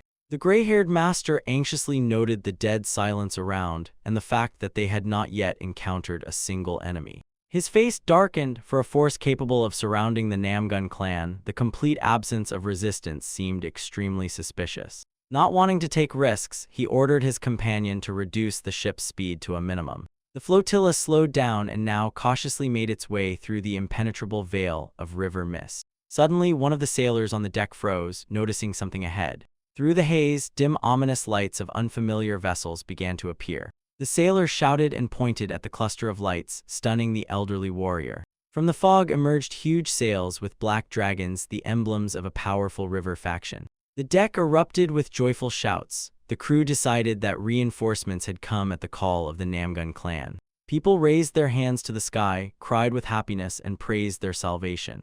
With hope in his voice, the gray-haired master guessed that the 18 water strongholds had indeed arrived to help, as promised. But every second his face grew paler, and his forehead was covered with cold sweat as the true scale of the flotilla was revealed. Dozens of warships formed a solid wall and completely blocked the river with a fiery barrier. A troubling question struck the master's mind: why did the Allies need so many ships? 2 armadas came almost face to face, and the threatening battle formation could no longer be unnoticed. A terrible realization struck like lightning: they were not going to help, they were blocking the way. The master tensed, connecting all the pieces. The suspicious absence of enemies was a trap meant to drive them right into this blockade. Shouting hoarsely, he screamed madly that this was not reinforcements and ordered the ships to turn around immediately. Rage and despair distorted his face, and madness of a cornered beast flashed in his eyes. The huge enemy flotilla on the horizon gave no chance to break through, and the master called for an immediate retreat. Fully realizing that he had fallen into a deadly trap, he panicked, turned to the crew, and shouted the order to turn the ships around again. The massive woman froze on the deck, staring through the night haze at the enemy ships. She majestically stood before her army, and on the wall behind, archers were already lined up with drawn bows. When her sharp order commanded to open fire, the old master and the young man tensely watched the beginning of the attack. The sky instantly ignited. Thousands of fiery arrows flew like rain onto the enemy fleet. The old man shouted in despair, trying to avoid the deadly downpour piercing the deck all around. Burning projectiles mercilessly pierced the warriors, turning the ship into a real hell. A sudden explosion of massive green energy forced the young man to sharply raise his defense and save himself from the blow. With a terrible roar, the giant burning mast fell right where he had stood just a moment ago. The old man burst out shouting, ordering the survivors to gather and immediately turn the ship around. He sharply looked back, feeling how the situation was becoming increasingly uncontrollable by the moment. The firestorm did not subside, turning the enemy squadrons into ashes that disappeared into the sea abyss. Realizing that the enemies had trapped them from both sides, the girl panicked and asked her grandfather what to do. The old man cursed through his teeth and pointed to the shore, the only way to salvation. His face twisted from tension as he ordered to immediately send everyone who could still stand there. Under the devastating blow, the wooden structure of the ship shattered into pieces with a crack. Someone's silhouette cut through the air, and the night darkness like lightning. A devastating strike fell on the enemies, leaving behind only bloody splashes. The burning deck was engulfed in chaotic slaughter, where everyone fought for their own life. Through the blood, the female commander smiled eerily and cruelly ordered to exterminate everyone to the last. The young man, the old man, and the girl found themselves inside a ring of fire, assessing their meager chances. Barely restraining rage from despair, the old master bared his sharp teeth. The young man stepped forward cold-bloodedly, and a mysterious green aura began to thicken in his hand. The girl reacted instantly. She wrapped the old man with an energy whip and pulled him out of the line of fire. She dropped to her knees, lifting the weakened master. In despair, the girl rushed to him, begging him to tell what he had planned. The master strictly cut off. At any cost, they must reach the shore. The girl objected, understanding that he would not have the strength to carry all three, but the old man harshly replied that he would take only two. She froze in shock, realizing the terrible meaning of his answer. With pain, her gaze stopped on the back of the young man, who still stood in the very heart of the fire. The old man decisively threw her over his shoulder, abandoning Tan Sam to his fate. With despair on her face, the girl tried to object and reached out to the abandoned ally. In his mind, the master admitted his own weakness, surprised that he had grown attached to this child. His eye ominously glowed green as he decided. He would not kill the boy, but he would not save him either. The girl screamed as the old man pushed off the burning side with a powerful jerk. Strands of hair hid her face as she completely submitted to the cruel fate. At the edge of death, the old man addressed the abandoned young man one last time, calling his name. He proudly declared, "Let the Tan clan not even know about the boy's existence, but he, Poisonous Hand, will remember him forever." Leaving behind a green energy trail, the master desperately jumped into the darkness. Resigned to the inevitable loss, the girl quietly shed a tear. Tan Sam was left completely alone, and behind him, a real fiery hell opened up. Smiling predatory, the boy quietly remarked that now, without prying eyes, he could finally act at full strength. The enemy warrior tried to strike from behind, but the youth's blade was already glowing with a blue aura. Tan Sam turned lightning fast and unleashed destructive power straight into the attacker's face. The devastating blow cut the enemy in half, leaving only a bloody trail in the air. Holding the severed head of the opponent, the youth whistled a melody carefree. Like a predator playing with its prey, he cold-bloodedly dragged the mutilated corpse through the flames. Bloody reflections slid across his face as he savored licking the blood from the blade. Around, the remnants of the fleet were burning out, plunging the sea into eerie silence. Stopping over the corpses, the enemy commander ordered his men to leave no one alive. Heavy steps of the young man echoed across the burning deck, forcing the killers to pay attention. One of the bald mercenaries suspiciously looked back at the sound. He mockingly asked the bloodied silhouette if he was all right. Tan Sam raised his head and smiled demonically, coldly assuring that he felt great. In the cold moonlight, the remains of the ship slowly continued to sink underwater. Suddenly, a powerful green energy burst above the water and rushed toward the shore. The old master's eyes widened in horror as he grasped the true scale of the ambush. The entire shoreline was littered with fires, leaving no path for retreat. Amid the forest darkness, a whole army of the demonic castle awaited them, ready to destroy everything. In panic, the old man realized that the main forces the enemy had prudently hidden on land. Above the battlefield, a giant eye of green energy opened, releasing devastating magic. Deadly whips pierced the air and mercilessly tore apart everyone in their path. Using the last reserves of strength, the master completely disappeared in a green glow. At dawn, the waves gently washed the corpses thrown onto the cold sand next to the smoldering debris. With an empty gaze, the girl knelt beside the breathless old man, realizing that their escape had ended in complete failure. A hooded stranger hurriedly ordered to move, hiding his face among the shadows. The young man stood motionless among the mangled bodies on the deck, which was completely engulfed in hellish flames. Blood flowed down his face as he sharply turned his head and indifferently assessed the consequences of his own massacre. A system window appeared before his eyes and dispassionately recorded 18 killed enemies out of the 100 needed for the class upgrade. Cold-bloodedly examining the corpses, the hero mentally wondered whether these sacrifices met the strict quest requirements. Suddenly, the loud shout of an ally interrupted his thoughts against the backdrop of a wall of fire. Seeing the young man, the man was horrified and immediately ordered to hide the gruesome face so as not to attract unnecessary attention. The bloodied crimson features and the demonic glow of the hero's eyes could terrify anyone to an animalistic fear. Realizing his mistake, the young man silently agreed and began carefully wrapping his head with tight bandages. A burly man arrived at the site of the bloody massacre, ironically assessing the destruction among the smoldering remains of the ship. Stroking his thick beard, the giant noted with a smile that his people had turned the harbor into a true sea of blood. The surviving pirates immediately fell to their knees and respectfully greeted the deputy leader. The giant demanded a report. Subordinates informed him of the complete clearing of the ships but warned that Tan Wu with several masters had managed to escape to shore. The leader only thoughtfully scratched the back of his head and ordered to wait for further instructions after consulting with the leader. Amid the raging fire, the pirates obediently bowed their heads awaiting orders. From the darkness, a single crimson eye watched them intently, hidden beneath layers of dirty bandages. Above the fire-engulfed harbor, the flagship with a mystical dragon on its sails majestically rose.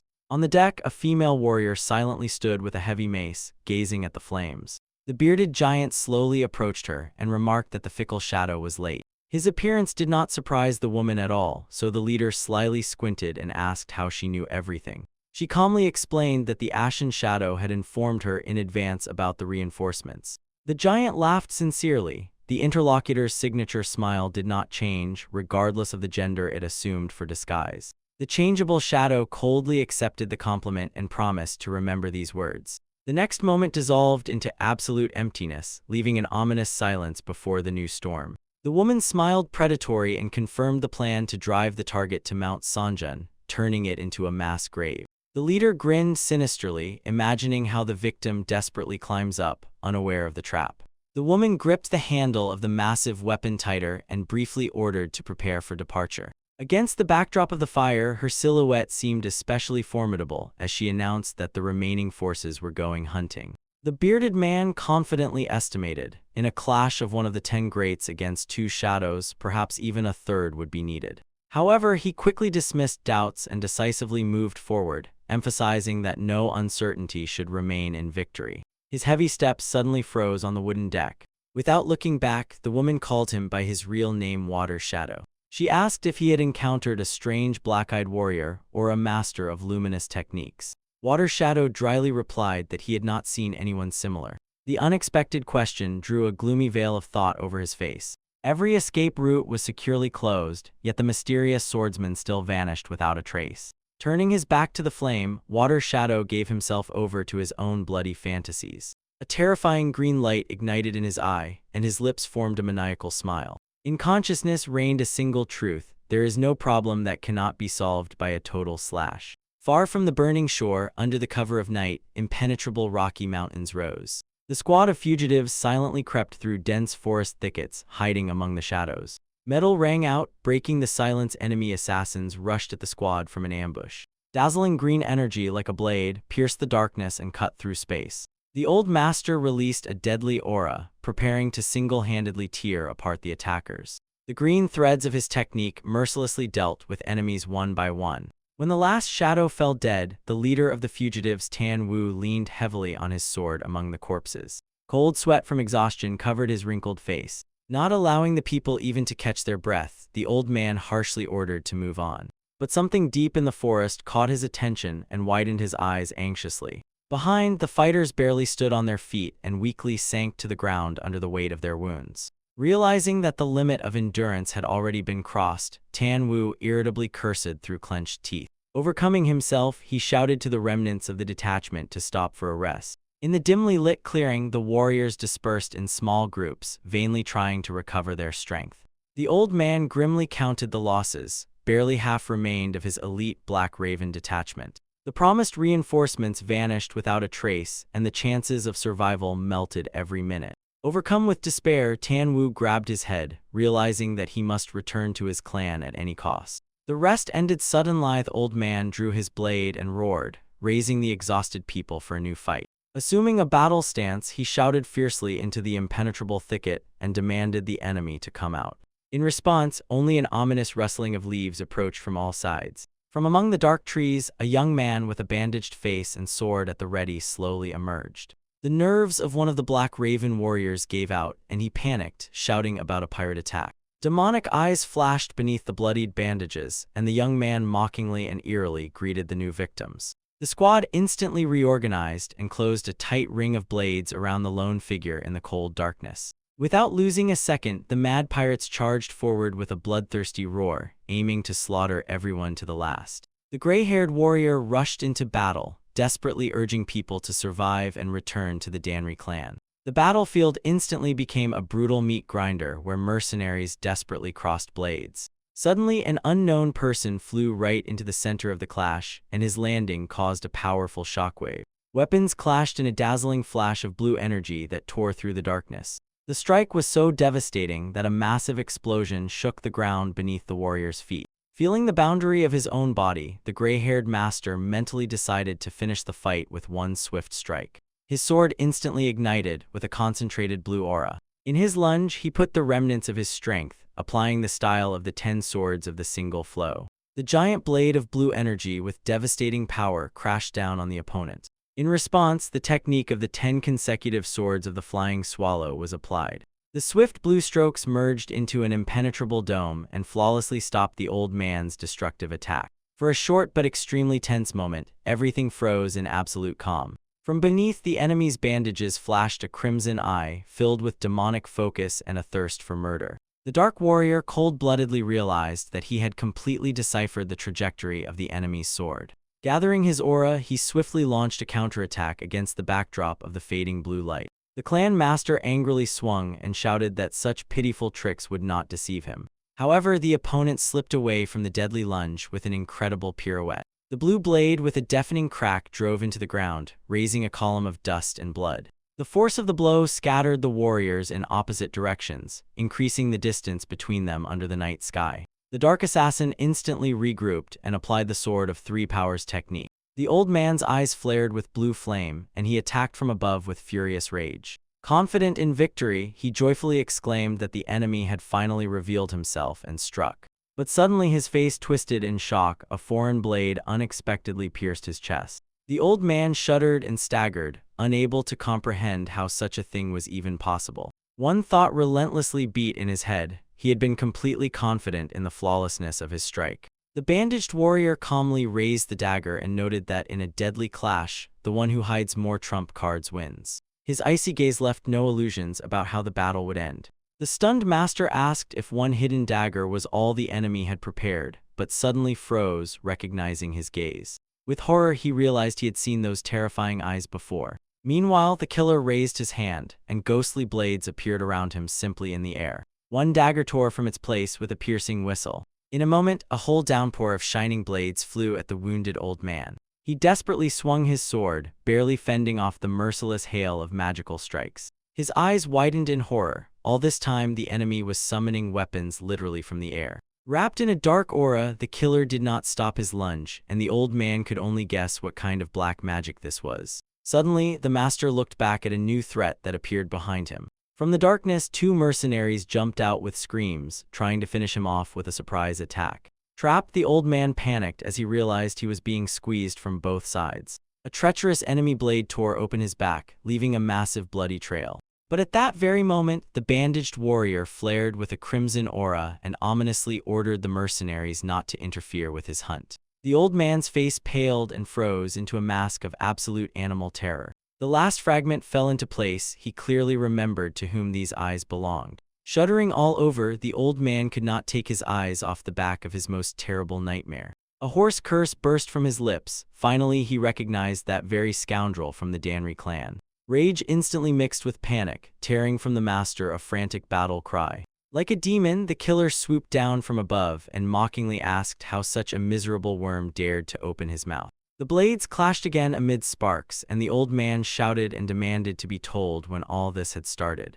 Desperately defending himself, the master continued to shout, not understanding how long he had been deceived. The killer's blade whistled millimeters from his face, reflecting the crimson gleam of the eye on the steel. A fierce, uncompromising close-quarters fight began, where crossed swords sparked lightning. The old man put all his fury into the attack and directly called his opponent a demon. Clenching his teeth, he also accused him of the bloody plague of suicides in Bangyan. The metal rang out again with renewed force, scattering a powerful flash of sparks. The bandaged warrior smoothly and cold-bloodedly parried another enemy attack. Ducking under the old man's sword, he recalled that the latter was only a stableman in the noble clan. Suddenly, a hidden device clicked in the assassin's hand, releasing a deadly segmented chain. The steel whip swiftly traced a circle and with a clean cut severed the old man's arm, flooding the ground with a fountain of blood. From unbearable pain, the master's eyes froze in shock, staring at his own severed limb. Gathering the last crumbs of life force, he flared with a dazzling red aura for a desperate final surge.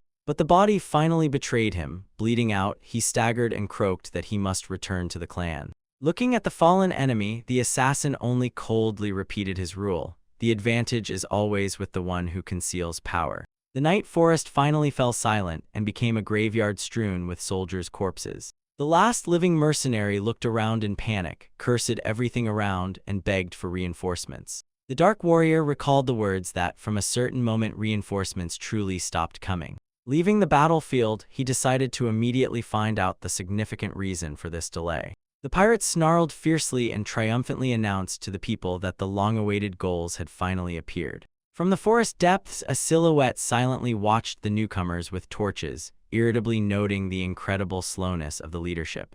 Amid the darkness, the figures of cutthroats rose threateningly, and their weapons flickered in the dim light.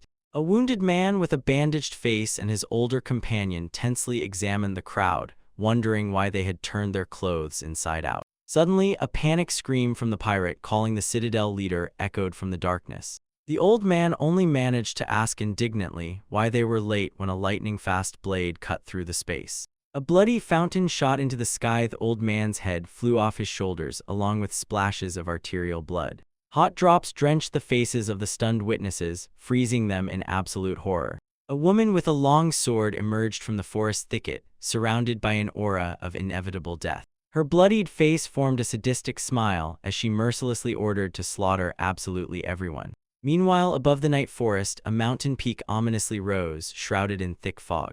The clearing instantly turned into a meat grinder. Under the clatter of steel, dozens of chopped bodies fell into the mud. One of the elderly survivors panicked and crawled away, helplessly twitching his legs before the executioner. Tears and sweat rolled down his dirty face as he pitifully begged to be left alive. In his eyes widened with horror, one question froze: why did their own suddenly start this massacre? However, even the executioner, barely held on the young swordsman, burst out in a desperate scream and confessed that he was no longer able to continue this madness. He shouted that he could not kill his own comrades, but his words were interrupted by a swift attack from behind. Crimson arcs again sliced through the air and mercilessly tore the rebels' bodies into bloody pieces.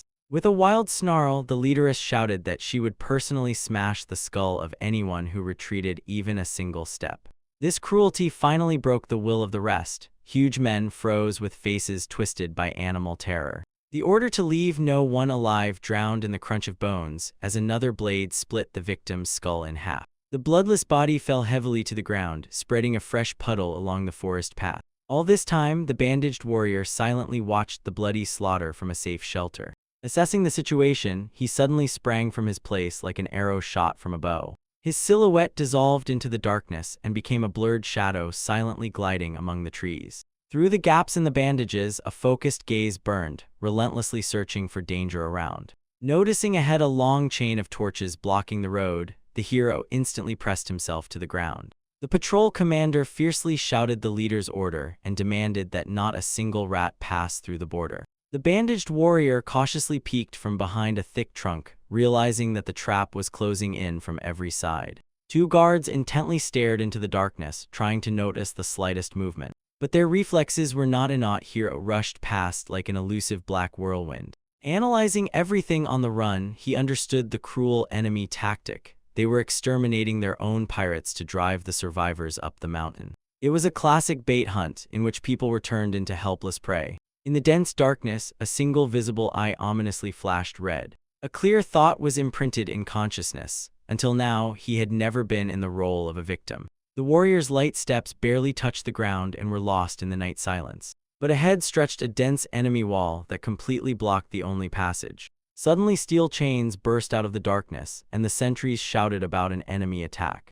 Deadly whips swiftly swept through the rows of cutthroats, leaving a bloody mess of torn limbs. After the devastating blow, the hero gracefully landed in the very center of the slaughter, resting on his hand. Before his eyes, a holographic system interface unfolded with a health bar and the 13th level. Cold-bloodedly examining his own stats, he noted that the new upgrade was very close. While the remnants of the surviving patrol scattered in panic, the warrior slowly raised his blade. His gaze lingered on the direction of the coward's escape, and a new plan began to form in his mind. Taking a step forward, he decided to use the crowd of frightened pirates for his own purpose. Meanwhile, on another glade, exhausted fugitives gathered, among whom stood out a sturdy old man and a short-haired girl. Worriedly glancing at the old man, the girl asked if he also felt the approach of danger. The gray-haired veteran nodded grimly. They were indeed being driven into a trap like cattle. He stated that the enemy was deliberately driving them to the mountain peak, but his thoughts were interrupted by a joyful shout from the crowd. Someone recognized the great hero Tan. However, the joy immediately faded when the group stopped confusedly before an insurmountable obstacle. The path suddenly ended near a deep, dark chasm, which gaped with a terrifying emptiness. The old man and the frightened girl stared in shock at the edge of the abyss, realizing the hopelessness of the situation. One man fell to the ground in despair and whimpered that now it was the end for all of them. The second hysterically grabbed his head and shouted that he had come only to celebrate a wedding, but instead found his own death here. From the pitiful whining, the gray-haired hero Tan gritted his teeth more and more fiercely. His eyes shone with a poisonous green when he barked at the whiners and ordered them to be silent. The old man straightened up in all his formidable majesty and indignantly declared, if even he had not given up, these young men certainly should not hide themselves prematurely. With mad determination, he proclaimed that they had to kill every bastard who dared to climb here. His devastating gaze made the nearest coward shut up and not dare to object. Suddenly, the bushes rustled suspiciously, and the old man sharply turned his head toward the forest thickets. Tan instantly released steel claws, and the girl nearby drew daggers, preparing for a deadly clash. But instead of enemies, a group of disheveled people with raised hands stumbled out of the bushes, begging not to shoot, as they too had become victims of the attack. Behind them, from impenetrable shadows, silently emerged the bandaged figure of the main hero. Old Tan and his companion exchanged puzzled glances, not knowing how to react to the unexpected appearance of the silent warrior. The man, with despair on his face, raised his hands and shouted that they were also fleeing, as they had been attacked by the leader of their own stronghold's men. In the old master's eyes flashed understanding. Internal strife within the enemy ranks gave a perfect chance to break the circle and descend from the mountain. Commanding everyone sternly to clear the way, he resolutely led his people downward. But suddenly in the forest darkness, a chilling laugh sounded, and the fugitives abruptly stopped. From the shadows, two strangers leisurely emerged, openly mocking the group's pitiful attempts to escape. The giant with a thick beard scornfully compared them to rats trapped in a snare. The old master drew his weapon and tensely demanded that the unknowns identify themselves. The stranger only smiled slyly, hiding his face under a wide hat. In a moment he shed the disguise, revealed a mad smile, and asked if they recognized him now. Seeing the enemy, the old man instantly grimaced from deep shock. He fiercely shouted the name Du Hai Ok, finally realizing the full seriousness of the trap.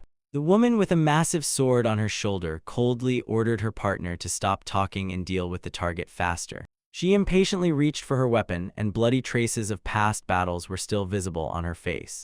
However, Du Hai Ok smiled fiercely and objected. There was no need to hurry because their victim would die today anyway. Calmly and confidently, he stepped toward Master Tang, mockingly urging him to calm down. The villain added that before the inevitable battle, he wanted to clarify only one small detail. It was about that miserable piece of trash the old man constantly dragged along. When he demanded to say where that boy was now, a sinister spark flashed in his eyes. Du Hai Ok's face finally turned into a demonic grimace filled with uncontrollable thirst for blood.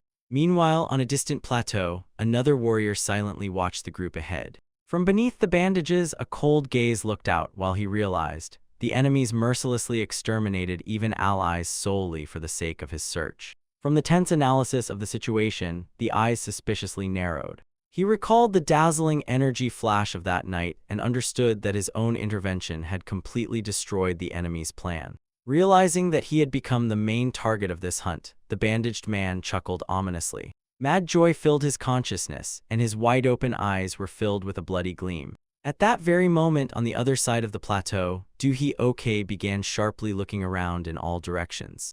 Thoughtfully touching his chin, he was completely convinced. A master capable of creating such light could not simply perish. The criminal shouted fiercely into the night darkness, demanding that the coward immediately leave the hideout. Clenching his fangs in anger, he threatened to deal with him cruelly if he did not come out by the count of 3. At that very moment, the bandaged warrior rushed forward with incredible speed, leaving behind a whirlwind of bloody strikes. Do-hee-ok's eyes widened predatory when the desired prey finally came into view. Before the warrior, a semi-transparent system screen with status characteristics suddenly unfolded. The interface blinked as a dazzling energy pillar struck from the sky and tore the darkness to pieces. Do-hee-ok only managed to cover his face in surprise from the powerful glow. When the light went out, the enemy noted with surprise that his target had vanished without a trace. He only recalled a blurred silhouette in the center of the flash, which seemed to deliberately throw itself off the cliff. Along the edge of the cliff, thick blood slowly spread, unmistakably indicating someone's rapid fall. Do-hee-ok approached the abyss and realized, after such a jump, not even such an experienced master would survive. Maliciously but at the same time disappointed, he assumed it was an ordinary suicide. Only defenseless people and an unconscious girl on the ground remained on the plateau. After all she had been through, she had no strength to get up on her own and only groaned quietly. Above the rest of the frightened fugitives, against the backdrop of the night sky, loomed the threatening silhouette of a lone enemy. Do-hee-ok scratched the back of his head irritably and complained about the unpleasant aftertaste of such an uninteresting ending. But the face stretched into a terrifying smile again. He decided to be satisfied with the slaughter of those who remained. 2 women panicked and hurriedly lifted the wounded young master and quickly retreated behind their protector's back. With tears in her eyes, the girl desperately asked what all this meant and why they were being treated this way. Do-hee-ok only looked coldly and condescendingly at the helpless victim. In a mocking tone, he asked if the young lady had always been such an idiot, unable to realize the real danger. The old Master Tan desperately ordered everyone to retreat, preparing to take the deadly blow himself. Enjoying the moment, the enemy raised his hand and ordered his accomplices to seize Master Tan. Suddenly, from behind the trees came someone's audacious shout, instantly stopping their advance. Do-hee-ok and his partner froze in surprise upon hearing the unexpected order to disperse. One of the henchmen swore discontentedly as the crowd of bandits began to stir. The unknown man irritably repeated the demand, roughly and bloodily scattering the enemies from his path. From the darkness, a bloodied young man emerged with a sly smile and ironically asked if they really intended to start the feast without him. Old Tan realized with horror that before him stood yet another master of the highest level. Seeing what the stranger had brought, the old man widened his eyes in deep shock. Grinning eerily, the young man said he had captured a gift and carelessly threw it to the ground. The girl behind looked fearfully at the unknown object that rolled dully right to their feet. Covered in someone else's blood, the young man theatrically spread his arms and joyfully announced his terrible surprise. On the cold ground lay the freshly severed head of the patriarch of the Namgung clan. All present froze in absolute paralyzing horror, and the thick shadows on their faces only deepened the unspeakable despair. With a frantic scream, the young lady fell to her knees before the gruesome remains of her dearest person. With trembling hands, she carefully lifted the bloodied head of her grandfather, and her eyes emptied from shock. Under the pouring rain, darkness inexorably thickened over her, finally engulfing the remnants of hope. Bowing his head amid the gloom, the pale man barely restrained laughter, choking on his own sadistic pleasure. His face twisted into a gruesome smile as quiet giggling grew into open mad laughter. Spreading his arms in ecstasy, he openly mocked the first beauty Manhwa, who bitterly wept over the dead grandfather's body. Looking around the land strewn with corpses, the maniac joyfully declared that what excites him most is the tear-stained and broken face of the beautiful woman. Wiping the blood, he glanced at his accomplices, sincerely considering the entire bloody scene witty. However, the muscular woman with a mace and the scarred swordsman only silently and coldly condemned his hysteria. Feeling the tension, the psychopath looked around confusedly, not understanding why no one shared his morbid fascination. The accomplices dryly replied that he had completely gone mad and had long lost the last remnants of humanity. Outraged by their reaction, the maniac wildly waved his hands and reminded them that they had just crushed a mighty clan and would soon finish off the main target. Bringing his grim face closer, he boasted that he had already taken the heads of 2 masters of the highest rank. The frightened girl froze in horror upon hearing his promise to take both surviving women as his wives. Suddenly, a gloomy silhouette appeared from the darkness, from whose hand powerful green energy began to burst forth. The unknown clenched his fist and his aura flared with poisonous flames, rapidly dispersing the surrounding darkness. At that very moment, green rays lightning fast pierced the space and with incredible speed lifted the survivors into the air. When the energy needles firmly pierced their clothing, the girl was struck as she recognized the power of her grandfather. Surrounded by a dazzling aura, the old master explained, he had put half of his life force into the golden needles of the dragon and phoenix. He was fully aware that even such colossal energy would not be enough to safely descend from the steep cliff. Clenching his teeth, the grandfather grimly warned that a hard fall could permanently maim their bodies. But straightening his radiant hand, he firmly declared, the sole priority remains the survival of his descendants. Seeing this sacrifice, the young man screamed in panic and desperately began begging to stop the machinery. His voice broke into a hoarse cry as he painfully shouted the name of the old master from the Sichuan clan Tang. A bloody tear flowed from the warrior's eye as he fiercely clenched his fist and vowed to one day repay this bloody debt to the enemies.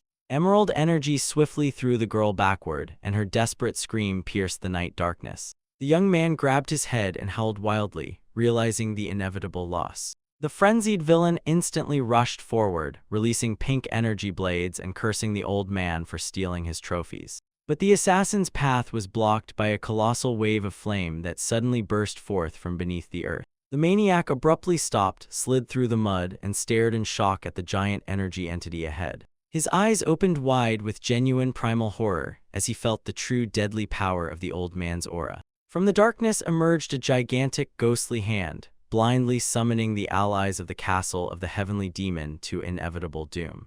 Enveloped in poisonous radiance, the master discarded everything, keeping only the title of the soul-killing poisonous hand, and cold-bloodedly set out to tear out the souls of his enemies.